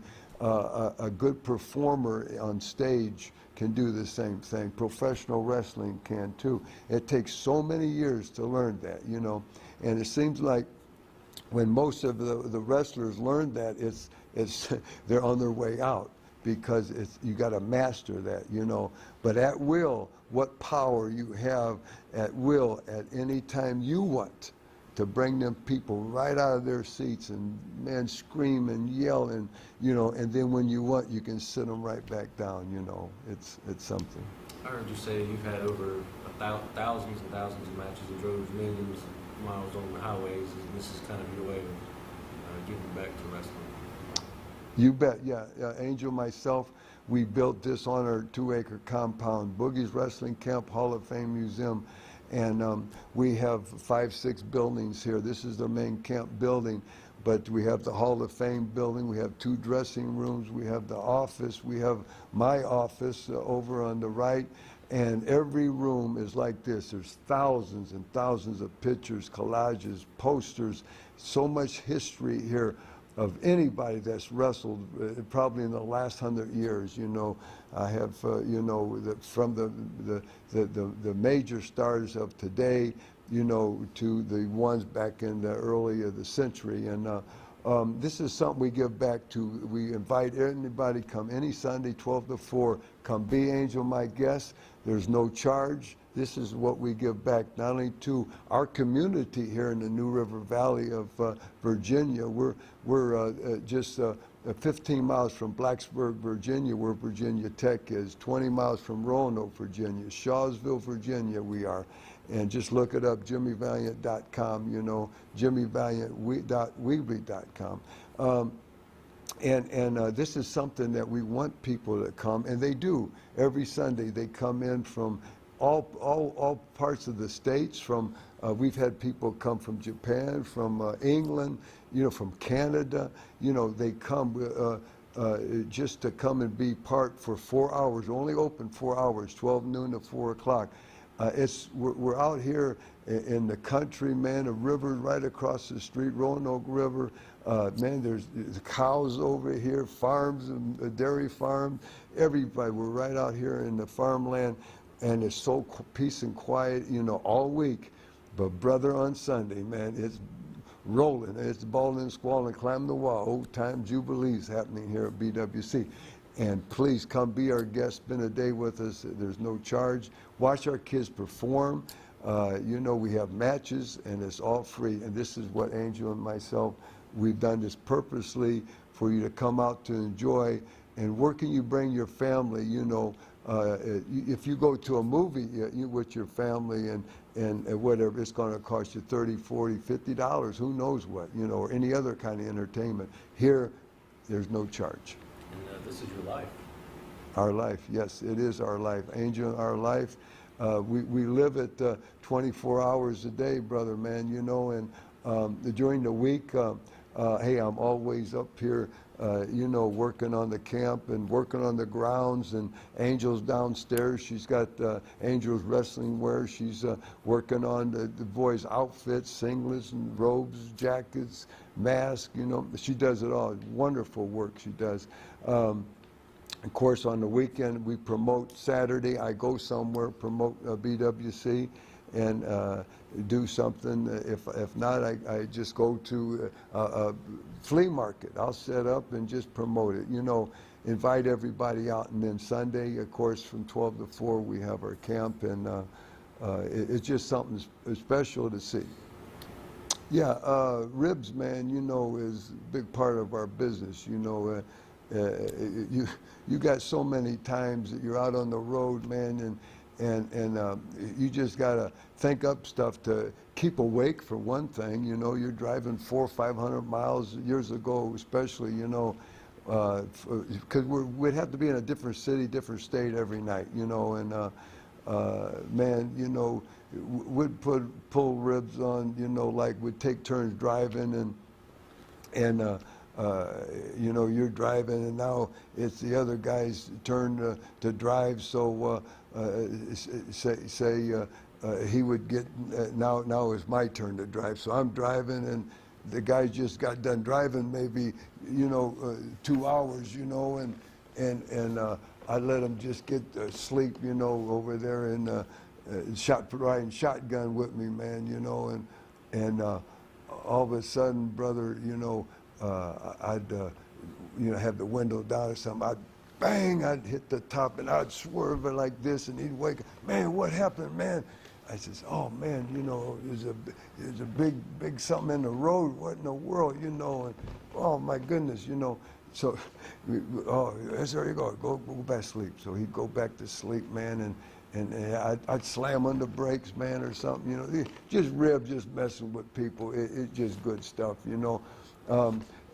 I know Bob Orton Sr., you know, I talk about this in my autobiography, you know, Woo Mercy Daddy, and I was just a kid. This was when Fritz von Erich, this was like 1969, and we was in a hotel, and we got in 3, 4 in the morning. Man, I was so tired, you know, man, and I couldn't wait to lay down. We shared a room, 2 beds, and this is, you know, Senior. He's called himself the Big O then, and of course his son was Bob Orton Jr., and of course his son is Randy Orton, is a major star, WWE, big star now, you know, of course. So he's 3rd generation. So I'm talking about his grandfather, Randy's grandfather, and so. Man, he's sitting on the bed. He's getting ready for bed. I'm getting ready for bed, man. And he gets in his bag, and he puts a big pistol out, you know, on the nightstand between us. And man, I'm laying down. I'm looking right at that pistol. Man, it looks like a cannon, you know. And I said, Bob, what's the pistol for? He says, you got to be ready, kid. You got to be ready for anything. I said, okay, man. And you know, and so I take my finger and I push it so it's pointing towards the TV. It's pointing towards me, you know.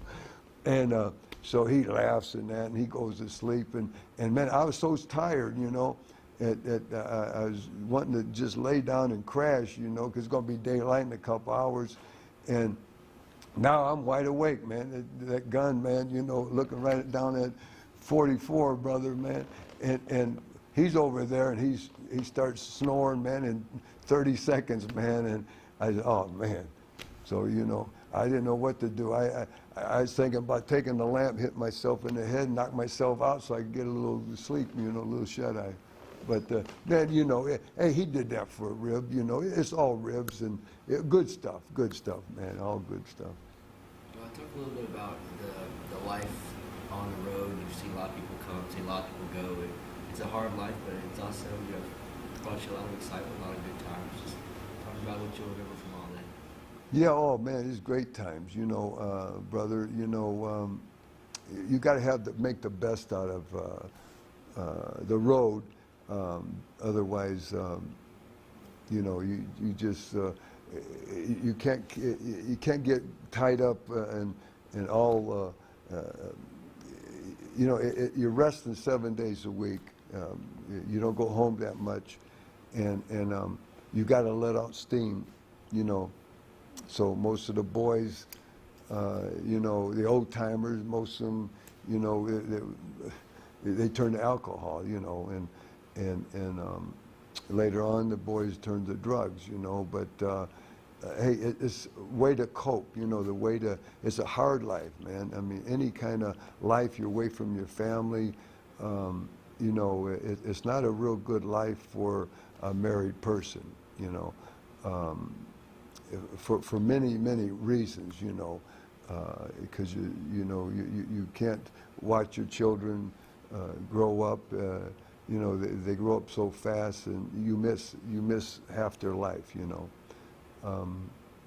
But yeah, you had to have a good time, you know.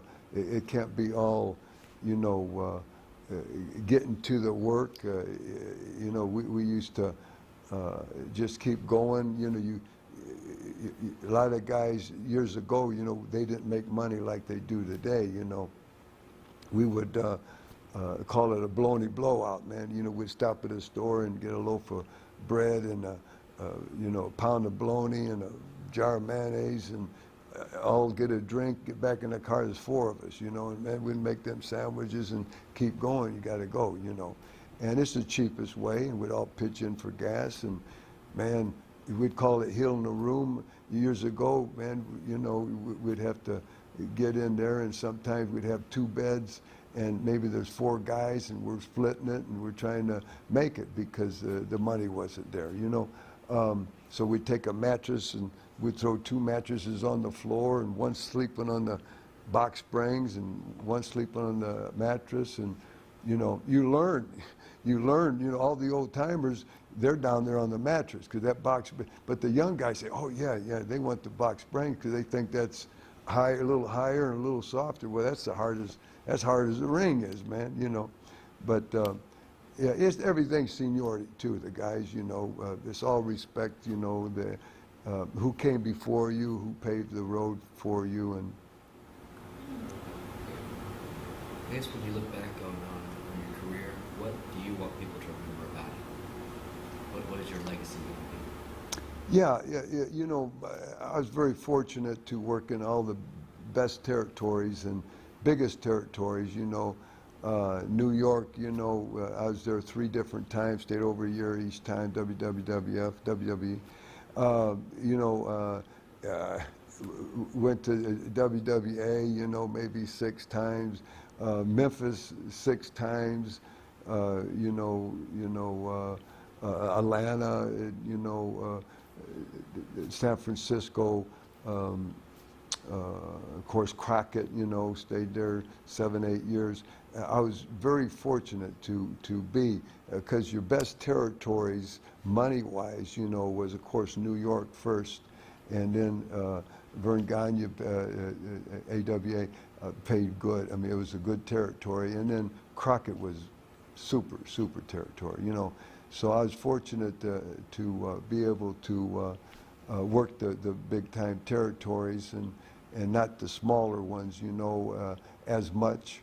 And but yeah, what was that second part? What do people remember your legacy, your career? What do you want the fans and Yeah, you know, it's I was fortunate to stay on top for over 40 years in our business, and the only reason how I did that was that I gave the promoter 100% every night. I would go and you know, be on time. It's a business, you know. There's plenty of time. Here's how I look at it, guys. You know, there's 24 hours in a day. In the ring, you may be in there 10, 15 minutes. That's all. Say 15 minutes. So you take that 15 minutes and you bust your can. You give them all you got. I mean, give them. I mean, reach in where you know, if you're out of gas, man, you got to just find it somewhere and just continue, you know, taking it to them and give them the best show you can possibly can for 15 minutes. From the time you walk out of that dressing room till you enter the ring, have your match, and continue until you disappear. Then you can, you know, kick back and do your thing. But what I'm saying is 15 minutes is when you got to really go. Don't loaf. This ain't the time to loaf, because you got another 23 hours and 45 minutes every single day to do anything you want. To just jack around, man, eat, play ribs, go to sleep. You get, you know, of course you're traveling to the thing, but when you're in that square circle, that ain't the time to play. See? And that's what I learned early in my career. I understood that. I always wore my gimmick.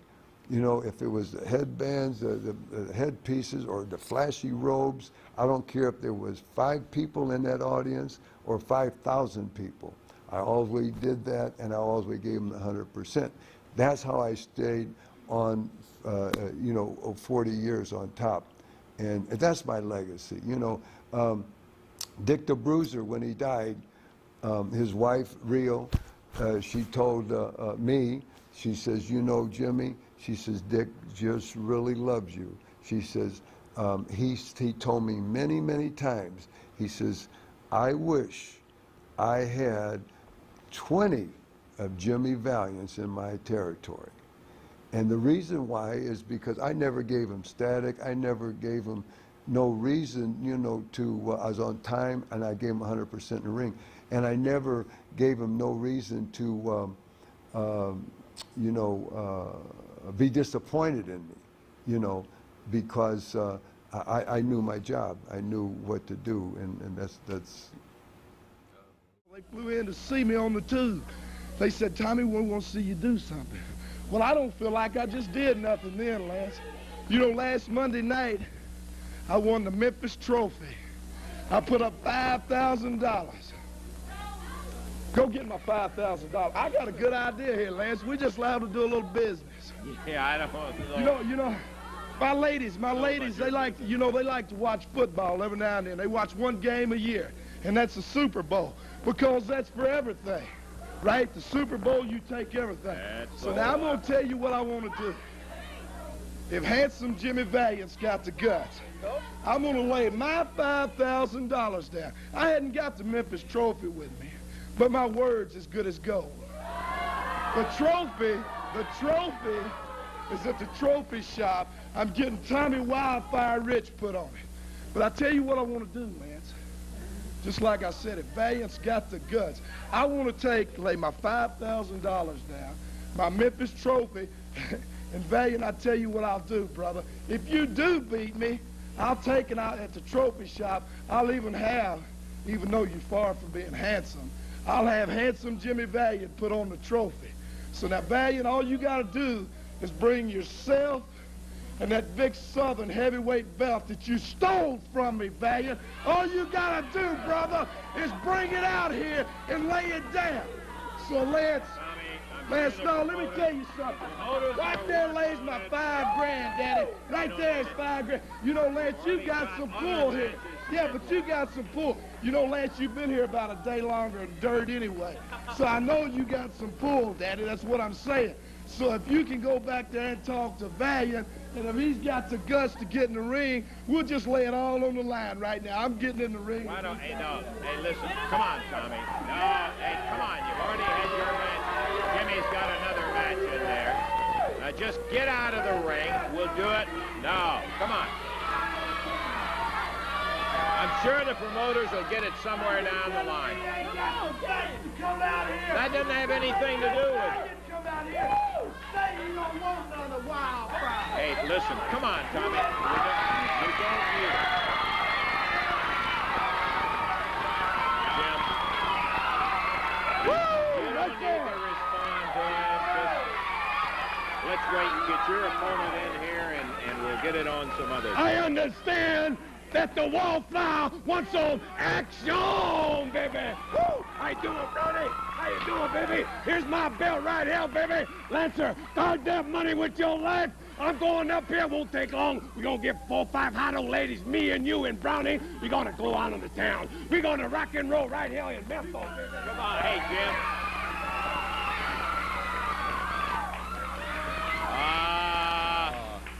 Well, I don't know. I guess Jimmy came out, put it up. The referee says ring the bell. Handsome Jimmy Valiant, long before he ever got in the ring, and Rich comes off of it. The referee telling Hart to sit down as Tommy Rich brought his money out here, challenged Handsome Jimmy to a match. Jimmy came out, already. He got him before he ever got in the ring. Busted him open, Dave. And Hart holding him from outside. Rich busted him and got him open. But in typical fashion, Rich, with Jimmy unsuspecting as he was coming up on the ring apron, Rich glonned him before he ever got in there. Count of 1, 2, 3. I don't know. No. Referee says it's official.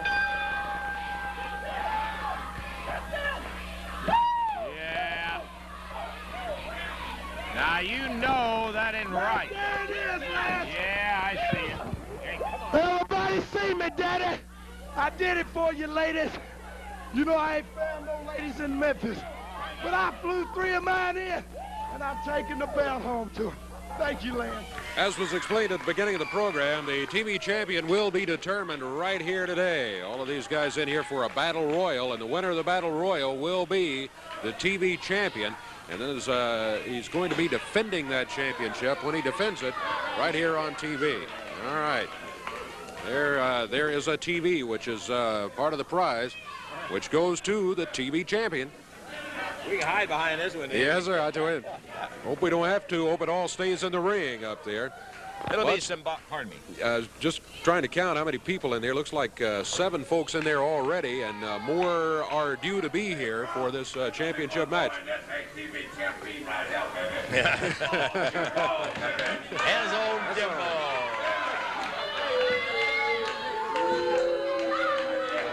Here comes a bunch more. Tommy Rich, Bobby Eaton, Buddy Wayne, Big Guy Mitchell, Roger Kirby, Bill Irwin. I don't really know how we're going to do official introductions. We'll just kind of have to let you know who all is there. Just give off the names, on each side. Start over here, and then we'll go to the other side. There's no way to make the official introductions, I think, any other way, Dave. Okay, let's see. Let's start with Tommy Rich, Bobby Eaton, Buddy Wayne, Danny Davis, Dr. Bill Irwin, Big Guy Mitchell, and Roger Kirby. And then on the other side of the ring is Handsome Jimmy Valiant, Rick Morton, Ken Lucas, Tojo Yamamoto, Bill Dundee, Coco Ware, and David Price. Let's see, I don't think I missed anybody there. No, that's it. All right, and we are about ready to get it going here. Okay, referee Jerry Calhoun says, get in here, Tommy Rich, and we're ready. Bell time, and here we go. Rich is still standing on the outside of the ring. Dundee kind of jars him back to his senses there as... no, I wouldn't say that. It makes pretty good sense to stay out of that action as long as you can. The winner of this will be our Championship Wrestling TV champion. He will get with it not only a substantial cash prize, which goes to the winner of the Battle Royal in any event, but in addition to that, he'll receive this big, lovely television set, which will be symbolic of the fact that he is the TV champion. Look at Rich hanging out on the side over there. Well, David Price tried to pull him into the ring, but Rich hanging back away from the action right now. Referee Jerry Calhoun telling Rich if he doesn't get into the action in there, he's going to count him right out of it, and he won't even be involved in the TV championship.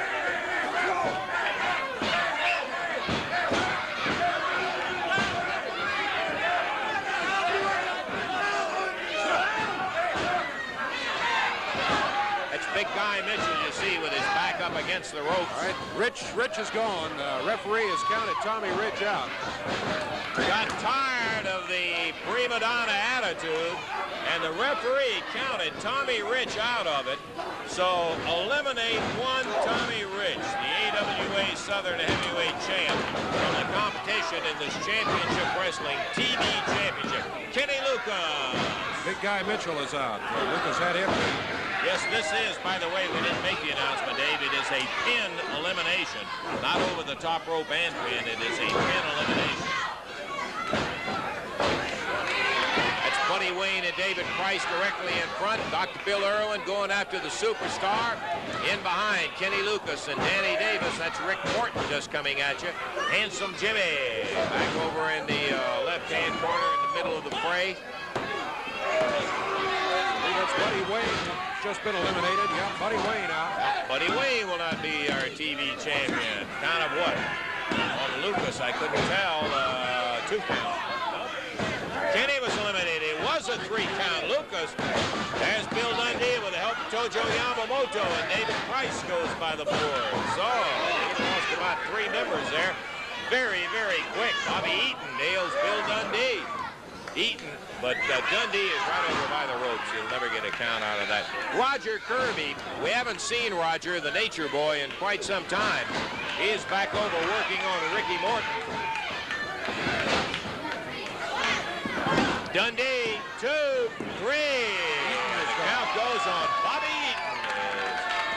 Bobby eliminated. Handsome Jimmy with Dr. Bill Irwin.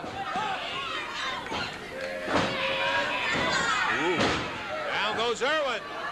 Jimmy, 1, 2, 3, got him. Dr. Bill eliminated from the action. Bill Dundee, Danny Davis on top of him with some help. I don't know, I wasn't watching that, but Dundee, a real surprise. He's out of it. Rick Morton dropped with that atomic drop. Coco Ware. And every man for himself as Rick Morton is eliminated in there. And boy, one thing about the Battle Royal is when the number of people who are in there, Danny Davis, Coco Ware, back in the corner, Nature Boy, and Tojo Yamamoto, Handsome Jimmy joins in. You'll find some strange bedfellows to get rid of participants in there because there is only one winner. Bear that one in mind. And the winner will be the new TV champion. Davis had a cover on Coco Ware, but did not make it stick. In the corner, Tojo. Nature Boy eliminated by Roger Kirby. Double team on Kirby by Ware and Handsome Jimmy. Double pin, 2, 3, and that did it. Now we are down to, and this is the interesting thing I think, Davey, about Battle Royal. You would not on the front end of it, had it been a straight one-on-one match, expected Davis and Coco Ware to have been in there with Handsome Jimmy. Handsome, yeah. Look at here. He went around behind. He's got the full Nelson. Coco. Oh, Davis jumped. Ducks down. There's a cover on Handsome Jimmy. He's out of it. That's going to leave Danny Davis and Coco Ware. We're down 2. Just 2 men. Coco nails Davis in the midsection. 2, 3. How about that? Whoa! Coco Ware. As Handsome Jimmy was nailed by Coco when Danny Davis ducked. And a very jubilant young fella, Coco Ware, would have been one of the very last, not to say anything about it, if we can get Coco over here. Jim, can you wait a minute? We want to get the new champion over here. Sensational Coco Ware as he came. Wait just a second, Jimmy. We'll get to it in a minute. Coco, congratulations, man. I got to tell you. Shut up, Danny! You make me sick, Russell! You mean to tell me this punk, this young 30-day wonder, this boy that's been wrestling for 6 months, you mean this punk is a TV champion? That's the way it goes, Jimmy. You were right down to the last 3. Coco ended up, he's the one that got his hand raised, and he is our new championship wrestling champion. Shut up! You're sickening, Russell, and you're sickening, Coco Ware. You're nothing but a punk. Did he win this TV? He won the championship prize, he won the television set, and he is the new TV champion again. You did, yeah. Hey, come on, Jim. Hey, come on. Hey, listen, you got down to the last television right here. This is the television. Give it to Coco. It belongs to him now. It was just one of those things that Coco Ware's the... Coco Ware! Why don't you take this home and play with it, baby? Come on, Jimmy. Hey, Jim.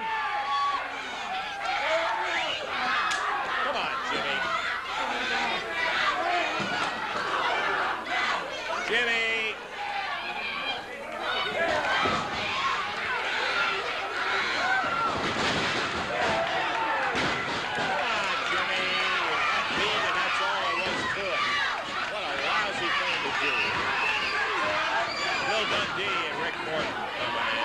Jimmy just kind of obviously had his mind set on it.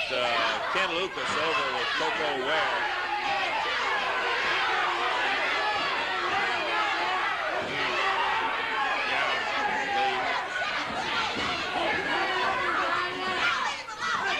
Bill Dundee and Rick Morton trying to get Jimmy back. Coco mashed it all up. That doesn't change it, though, Coco. You did win it. They can't take that away from you. That's handsome Jimmy.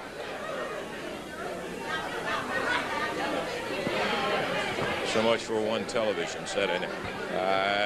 You know, I think Jimmy was just so geared up in there. That was a lousy thing to do, though, because regardless of how it happened, the young guy went through it, and the rules were established, and the person that came out of it. Coco Ware is our TV champ. He can't change that. That's right. And what a lousy thing. Okay, we're going to take time out here, and we'll be back in just a minute.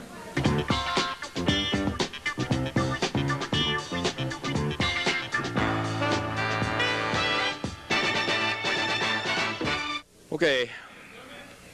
Well, we got most of it cleaned up, not all of it.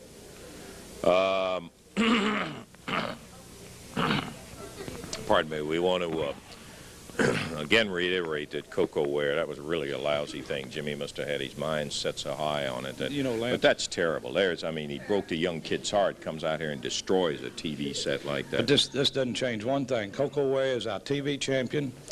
Championship Wrestling is going to find Handsome Jimmy, has found him.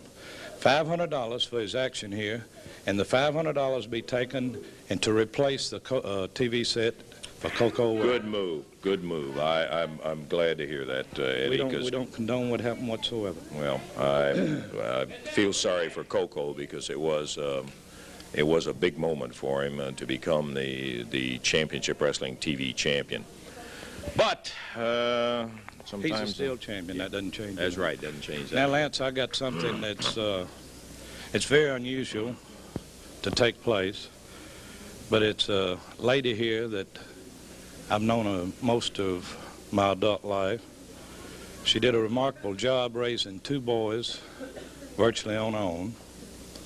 And like all parents, she's had problems time again, you know, with the boys. She's got one big problem now, and it's with one of her sons. And she called me, and she said if we would grant her just a minute or so on TV, that she thought it would really help straighten out one of the problems. And I want to bring out here now, I think it's the least I could do to help a parent and a mother straighten out a big problem. And I'd like to bring out Peggy Rich.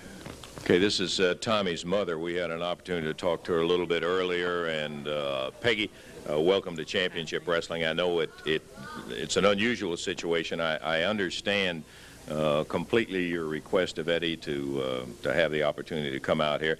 And I would like to ask the studio audience, regardless of what you feel about Tommy personally, please show the courtesy to listen to a mother as if it were your own mother. And so, Peggy, we're delighted to have you here. Thank you, Lance. And I'd like to take this opportunity to thank you for having me out and letting me try to get across to the people that I do have a problem. Tommy's not the bad guy that he appears to be.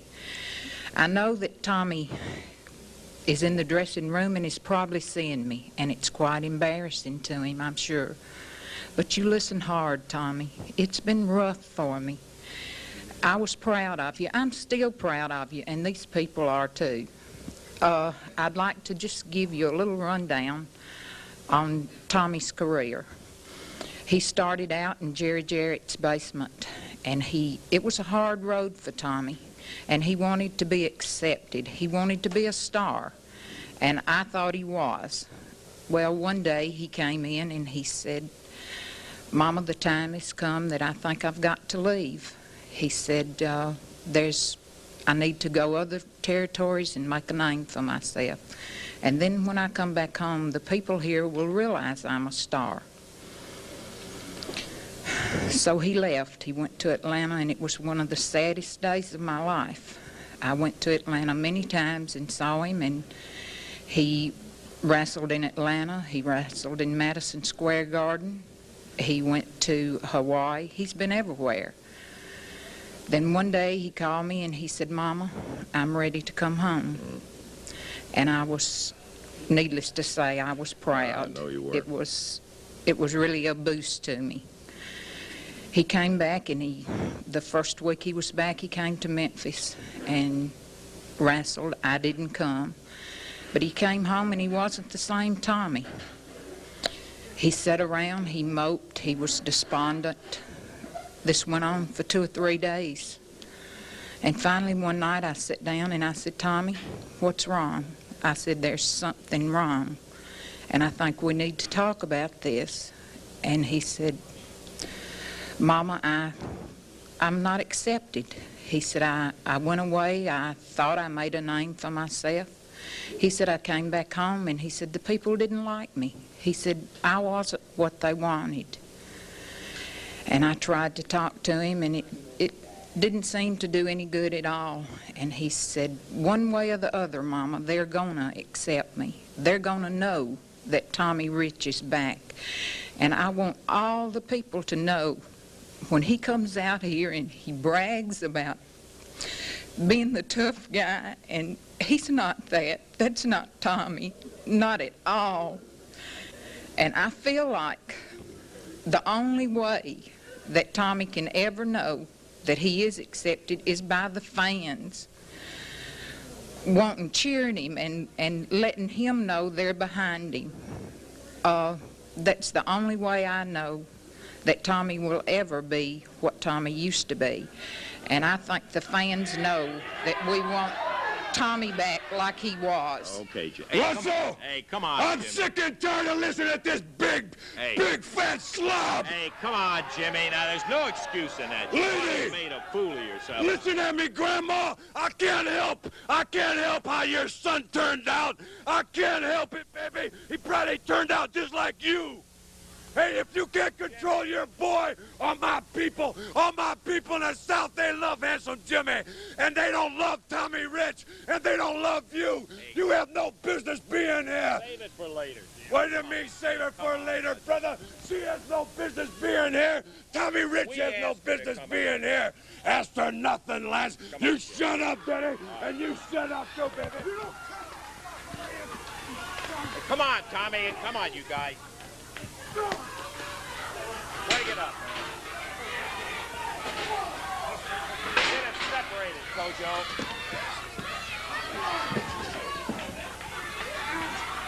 Hey, yeah. Come on, Jim. Okay, there's no excuse in that now.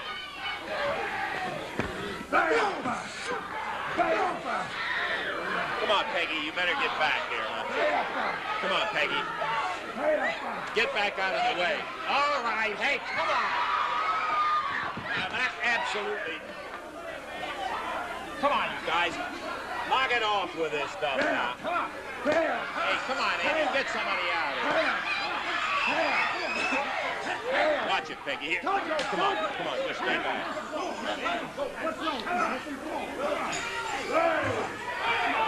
Come on, Kojo. Come on, now, just get on out of here.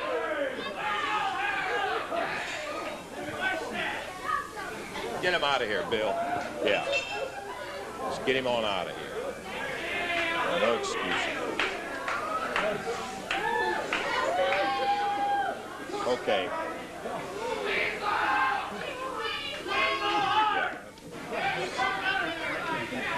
See if you can get Peggy on out of here. We'll get somebody in here. They'll get Tommy out. What happened to him? Okay. Where the hell was y'all at when I needed y'all, Okay, man? Tommy. Hey, get him back in the back now. Go get the face taken care of. All right. Hey, come on. You let her come out here. I've worked my brains out for you, man. I've worked myself to death for you. You're the Southern heavyweight champion because of me. Man. You made a fool out of yourself because you let your own fat mother do it, man. No, let me tell you something, man. Come on. Don't you ever, and I mean don't you ever, Hart, say nothing about my mama again, brother. And as far as I'm concerned, Daddy, we're through, Jack. Let's go. Hey. Don't you dare do it, man. You made your choice. You want to be with scum like that, Jack? Well, you be with scum. Tommy, go get it cleaned up. Man. We're through. Okay, I'll tell you what. Let's just take a break here, and we'll be back in just a few minutes. Yeah, just never mind. Just. Mentioned a little bit earlier a situation that resulted in the Southern Tag Team belts being vacated, and we'll have more about that tournament later on. It'll be throughout the southern states that are involved.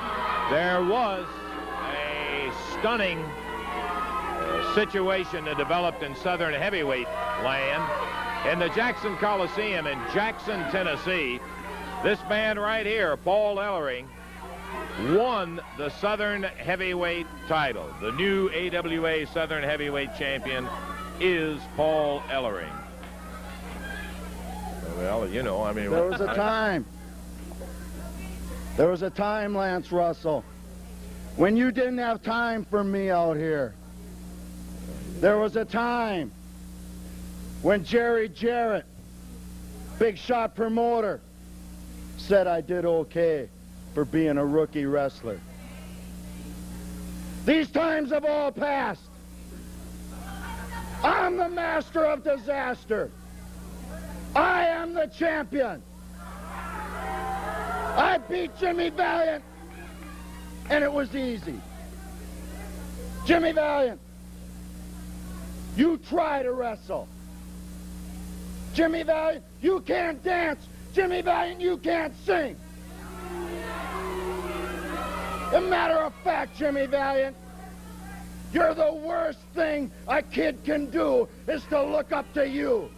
They should look up to me, a true champion. Now, Jimmy Valiant, Disco Duck, I got one thing to say to you, and you listen good. Tomorrow is your day. If you don't beat me tomorrow, you ain't ever gonna get another chance. You got one chance, and one chance only, and that's tomorrow.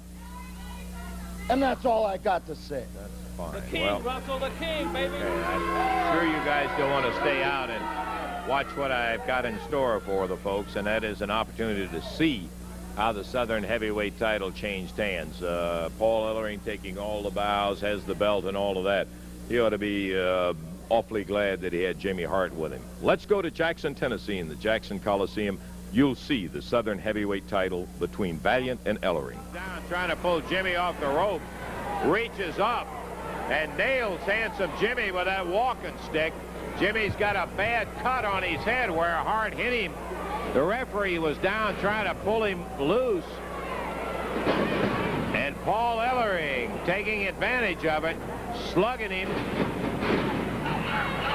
Puts Jimmy down, drops with the elbow.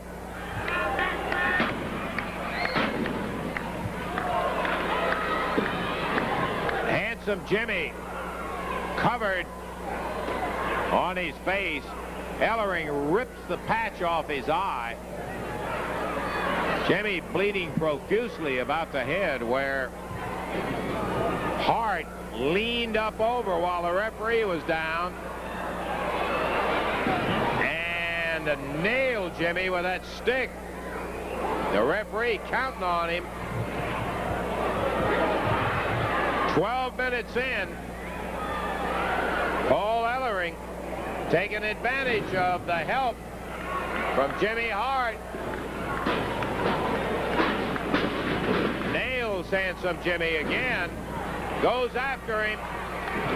Count of one. Valiant start kicking out.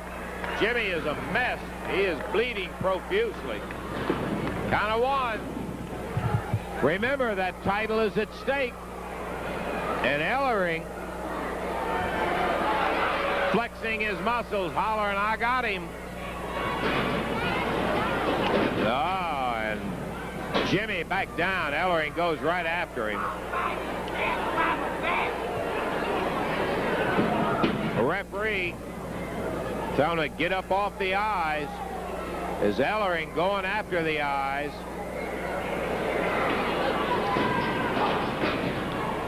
The referee could stop this one, although it's doubtful with the championship at stake and Jimmy being the champion. Ellering lifts him in the air, drives him down on the atomic drop. Boy, you figure Ellering just pumped up 243 pounds, held him up over his head.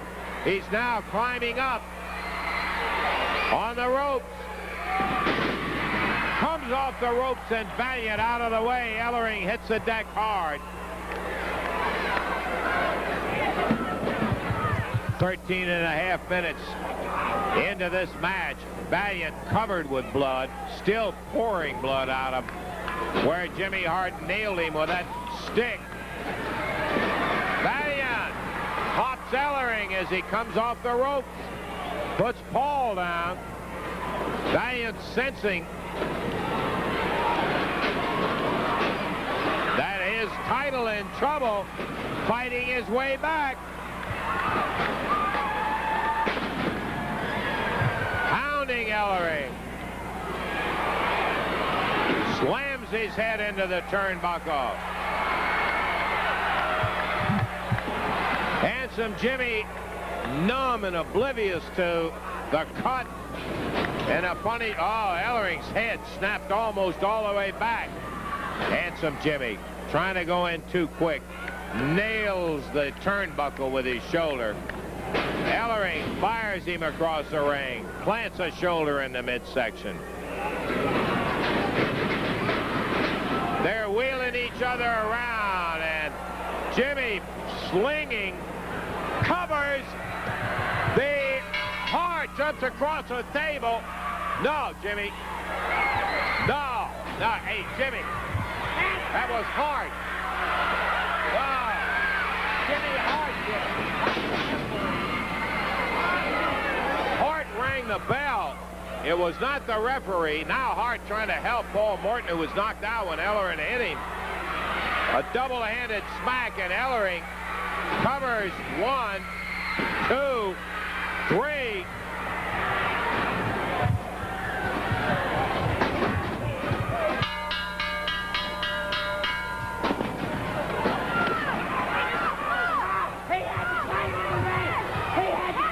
And the hand being held high.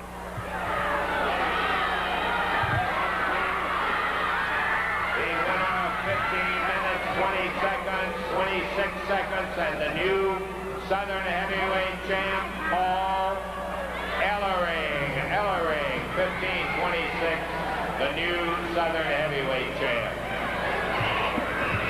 What happened was Jimmy Hart raced over here, dove over the table, rang the bell when Handsome Jimmy was on Ellering.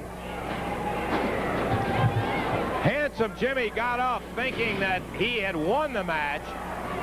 He was hurt, bleeding, out of his senses, and when he did get up, Ellering came up, double-handed him. The referee all the time was still on the floor, and Hart got the referee up into the ring, and the count by this time was on Jimmy Valiant and not on Paul Ellering. So Handsome Jimmy. We are just about ready with a one-fall 15-minute time limit match. Handsome Jimmy Valiant not up on the ring apron yet or in the ring. Down on the floor. If and when he decides he wants to climb into the ring, then we will be ready with the official introduction for the match.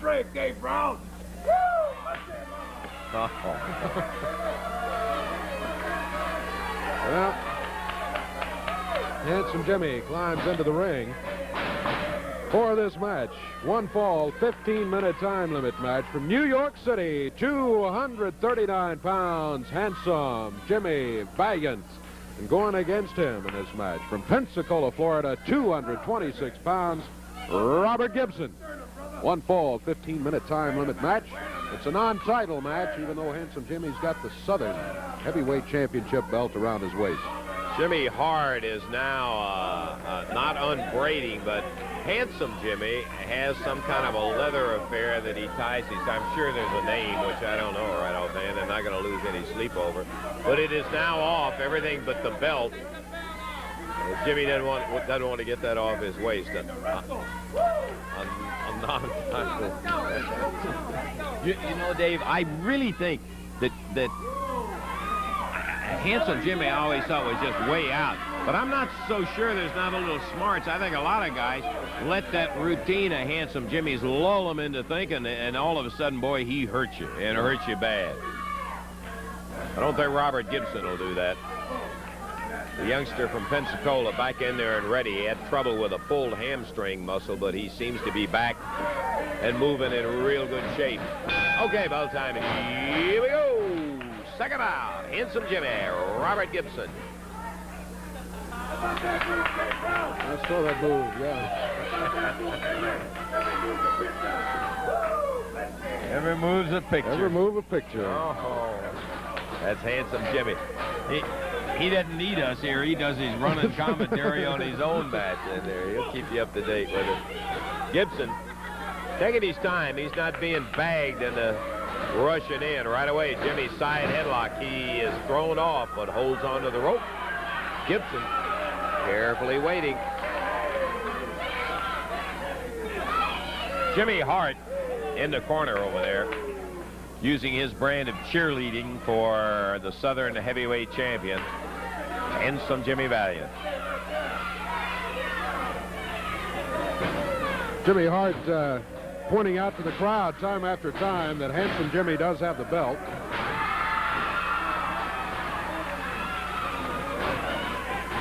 Robert Gibson sends Handsome Jimmy over to the ropes. Jimmy looked like he was going through, but Gibson was right in behind him.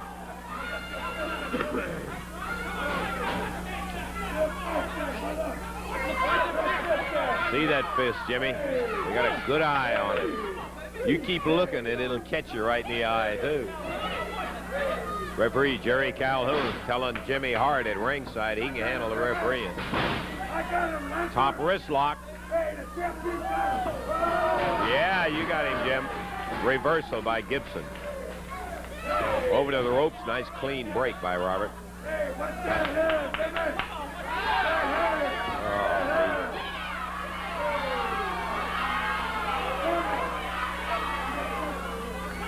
Going into the hair routine. Yeah. Pulling my hair, pulling my hair. Told Jerry Calhoun, he said, warn him, warn him.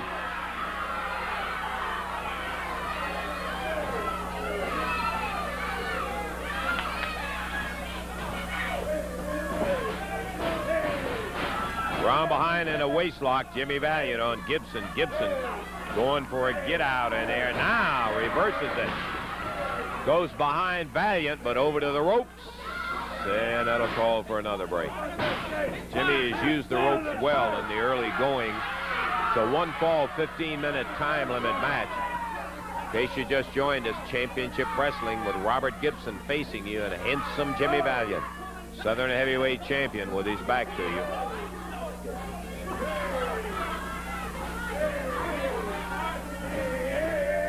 Jimmy with the arm over and around.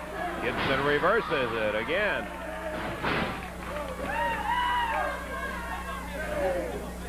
We just passed 3 minutes. And at the 3-minute mark, Gibson takes that wrist straight up, back toward the arm, puts Jimmy down on a knee, changes it into an arm bar right at the shoulder. Nice tight lock he's got on him. Jimmy constantly running that mouth. And he fires Gibson in and catches him with a knee to the midsection.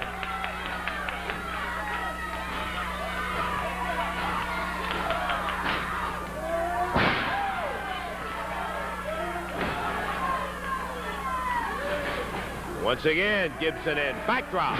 Oh, boy. He really dumped Robert hard.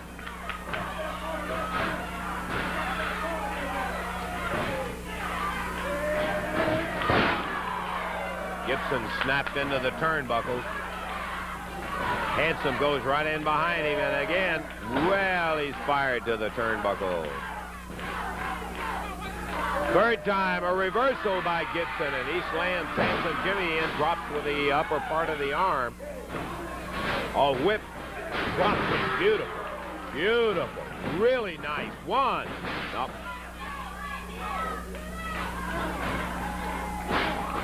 Referee warns Gibson about using the fist. Shoulder. Ah, the cheerleader while the referee is over checking to see Jimmy if he's got any of those funny things in his hand. Hart tripped him up. There's a cover. 1, 2, 3. Here comes Rick Gibson. He's going after Hart. That's who he's looking for. And while he's there, he takes a run at, and now he's telling referee Jerry Calhoun exactly what we saw here. Everybody in our audience verifying it.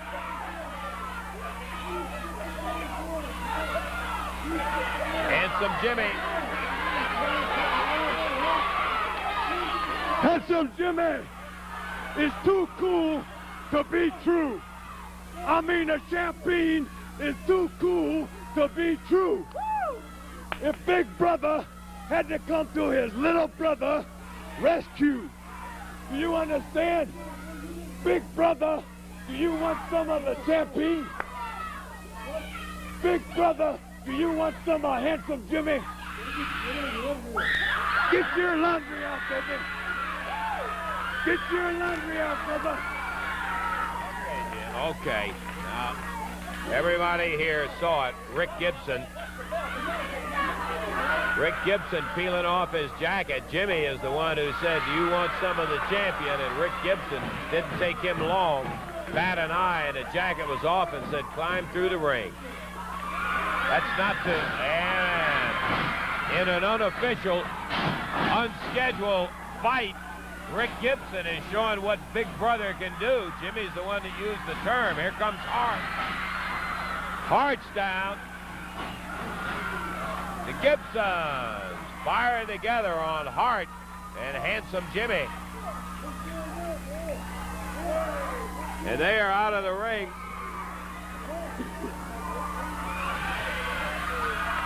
And out of the wrestling area they go.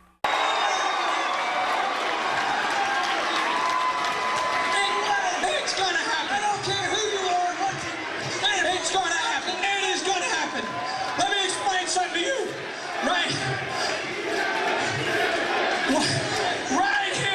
Right here in Lenore, North Carolina, we're gonna see the Rock and Roll Express and the Midnight Express.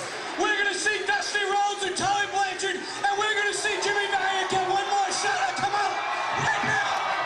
Come on, Boogie. Come on, brother.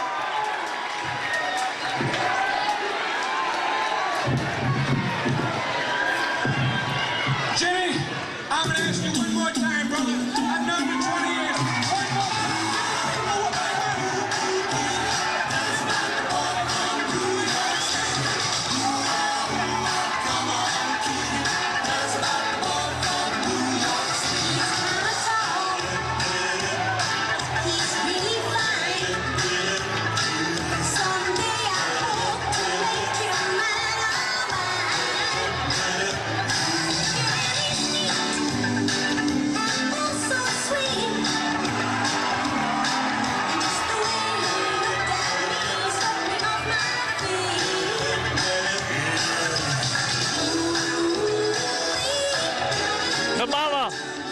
Kamala attacking Valiant.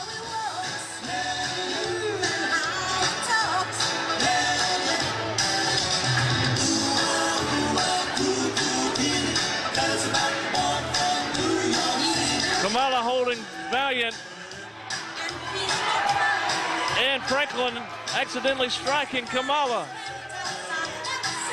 Valiant has the cane. Kamala retreating. And Franklin's left in the ring. All right, Valiant chasing Mr. Franklin out.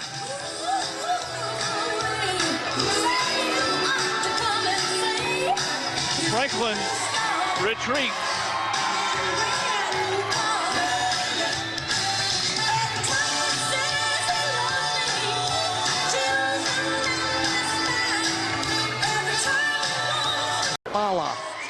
Like I said, this is, I think, one of his last appearances here in the Carolinas, and this ought to be a good one. It's sad to see him go. 40 years, Bill. I knew him at the very beginning as Handsome Jimmy, and he looked quite different than he does today. This is our first main event match of the evening. It is set for one fall with a 45-minute time limit.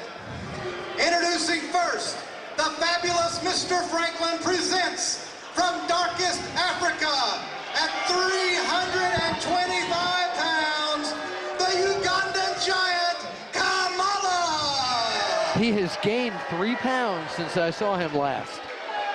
In his prime, he was bigger than this. Ladies and gentlemen, his opponent, he weighed in this evening at 220 pounds from New York City, the Boogie Woogie Man, Jimmy Valiant. All right, another New York City native here. He gets quite an ovation. Well, he got a few boos just now when they mentioned New York. I'm going to have to change my theme music. After the show, I'll pick you out some good country music. That's all I listen to. The Southeast, brother. Let me tell you what. I've talked to Paul Jones. He laid everything out, brother, everything. He laid the money and everything. You're going out. This may be your last match in North Carolina, but as far as I'm concerned, when this man gets done with you, that's it. You're finished, brother. Some harsh words from Mr. Franklin aimed at the Boogie Woogie Man, Jimmy Valiant. Indeed, but Bill, I question Kamala. I wonder if, I don't think he understands a lick of English. Oh, take a look, Mr. Franklin now telling Valiant he's going to barbecue him. Said he's got money to burn. I like that. That was very good. Loves you all.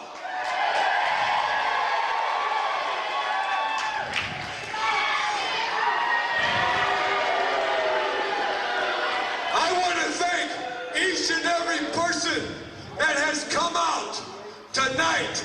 And you know, just a few minutes ago, I was talking in the back with Rock and Roll Express, and I said, you know, Ricky, Robert, you guys and myself, we've been all over the world. And I said, you know, the greatest wrestling fans in the world, they're right here in North Carolina.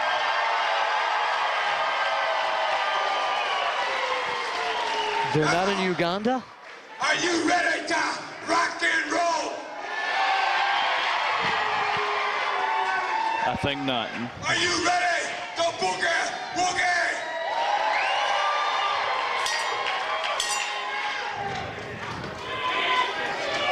All right, there's the bell, and Mr. Franklin is still in the ring.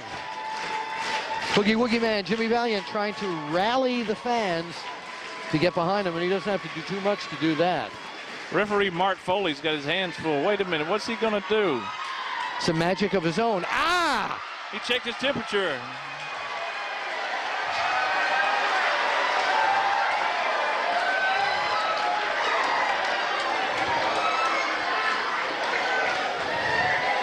Oh, let him go, Kamala. He did. He listened to me.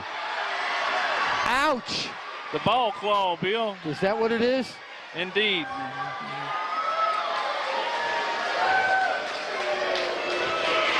I prefer to call that the testicular claw. Well, somewhat.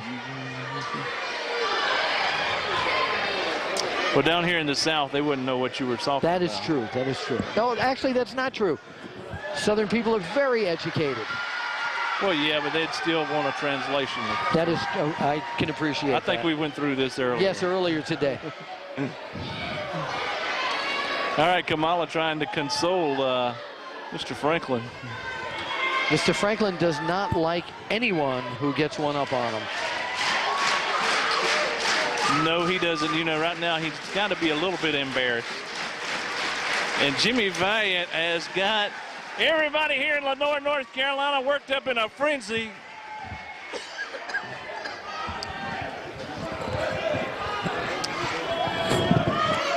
But Franklin's not anxious to get out of the ring, but he's not wrestling tonight. But if he's not careful, he stays in there, he's going to get in a bind. What's he doing here?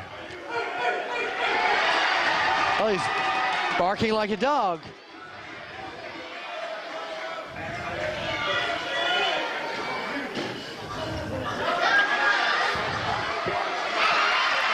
He urinated on him.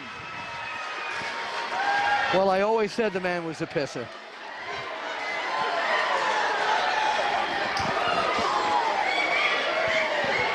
And I think this time it was proven.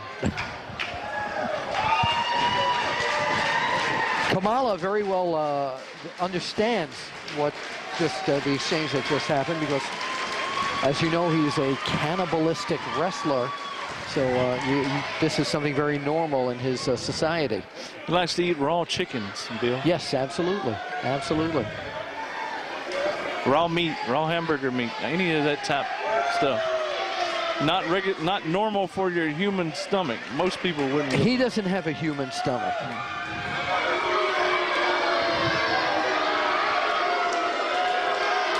All right, he's speaking to the fans here. Going through his pre-match ritual. I've seen him do this for almost over 20 years. All right, Boogie Woogie Man getting everybody fired up. Yeah, rallying up the troops here at Carolina Championship Wrestling. Oh, look at Kamala. He's mimicking. Hey, he looks like he's trying to go line dancing. That would be a sight to see. Oh, my goodness. He understood that he wanted some cheers. I think that was in translation. Some things do get through to him. Very simple things, indeed. Yes, yes. When somebody says they have a bone to pick with him, he takes that literally. All right, we are asking for a test of strength. Let's see what we've got here. Is the boogeyman going to, oh, rather than getting gripped up with him, he just tickled the flesh of Kamala. That's right. He seemed to have really perplexed his opponent here. I understand when Kamala walks around patting his midsection that that's a sign, oh, right in the nose, that he's hungry. No, it's a sign actually that he's killing the bugs on his body. I don't think he bathes very often. I don't plan on getting too close to actually investigate, if you will. No, actually that's one of those things when you say, if you will, baby, like the American dream, that's one of those things that the dream does not want to get close to, if you will, baby. And speaking of that, December 4th. December the 4th, the American Dream will be in Lenoir, North Carolina, kind of like a homecoming. As you know, Dusty Rhodes, the American Dream, spent so many years here wrestling for Jim Crockett Promotions all over the Carolinas, and the Carolinas is one of his favorite territories in the whole world. Oh, and did you hear the crowd reaction? Yeah, did you see the reaction of the Midnight Express? Quite different indeed, no doubt. All right, a series of chops, and it's obvious that he's coming for a reason. And Stan Lane seemed to open up his mouth over some things, and I think Dusty, we don't know what he's here for, but he's coming. He's coming soon. Jimmy Boogie Woogie Valiant now in a bear hug, wasn't a bear hug, and used the old ear clapper to break out of it. Once again, locked in the grips of Kamala, the Ugandan giant. All right, you know, when he hit him in those ears a while ago, it messed up Kamala's equilibrium. This time it's a shot to the jaw. And that was quite a shot. And again, back to that bear hug, working on the spine and the ribs of Boogie Woogie Man, formerly known as Handsome, but if you ask him, he'll tell you he still is Jimmy Valiant. That's right, the Boogie Woogie Man, indeed. You know, Mr. Franklin was talking about earlier about Paul Jones sending the message. I mean, I don't know if I believe that or not necessarily, because it might be that Mr. Franklin wants to use the Boogie Woogie Man as a stepping stone himself. Well, I don't know if it's because I'm here and the commissioner is here tonight, but Mr. Franklin really hasn't been too far out of line tonight. Not yet. We got a sleeper hold. Oh, Kamala starting to feel the effects of the sleeper hold. The referee knocked down by Kamala's flailing hands. Boogie Woogie Man Jimmy Valiant backing him into the corner. And schoolboy. A roll up and no referee. Wait a minute, who is this? The Patriot. That's it. Is the Patriot an official referee here at Carolina Championship Wrestling? Is he licensed as a referee? Probably not, but I think this is going to stand. Absolutely, the victory stands. Hold on, Kamala just got the Patriot. He knocked him down, chopped him, kicks him. We've got an altercation going on. This match is over. Patriot firing back. Unofficially, but it's a brawl. The Patriot kicking to Kamala, punching at Kamala, trying to knock the big man down piece by piece, methodically. Here's Kim Chi. Kim Chi has come into the ring. Remember, before I question, where is Kim Chi? And here he is. Nobody knew he was here. Tater Kirby out here trying to check on the Patriot. Here comes the bodyguard and Bruiser Graham and others. Tell you what, the Patriot, he put up a fight, and I got a feeling. Ladies and gentlemen, referee Mark Foley was knocked down in the fray. The Patriot came in to make the count for Jimmy the Boogie Woogie Man Valiant. I think we're trying to get this melee broken up here. And quite a melee it is here in the ring at Carolina Championship Wrestling, live from Lenoir, North Carolina. And Kamala's still delivering some shots. Kamala trying to clear the ring. He just got the bodyguard. Wait a minute, they're going at it again. Somebody's got to clear the ring and restore order here. Where is the commish? I'm not certain where the big cheese is. Where is the commissioner when we need him here? Tater Kirby goes down.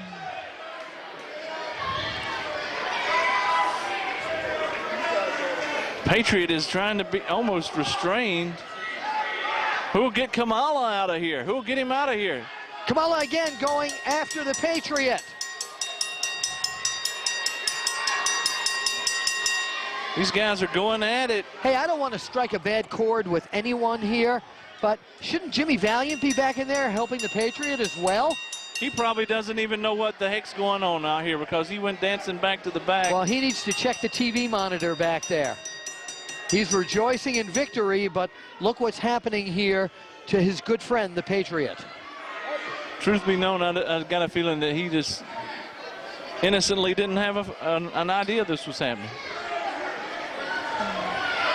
All right, looks like Kamala's going to be escorted away, and he needs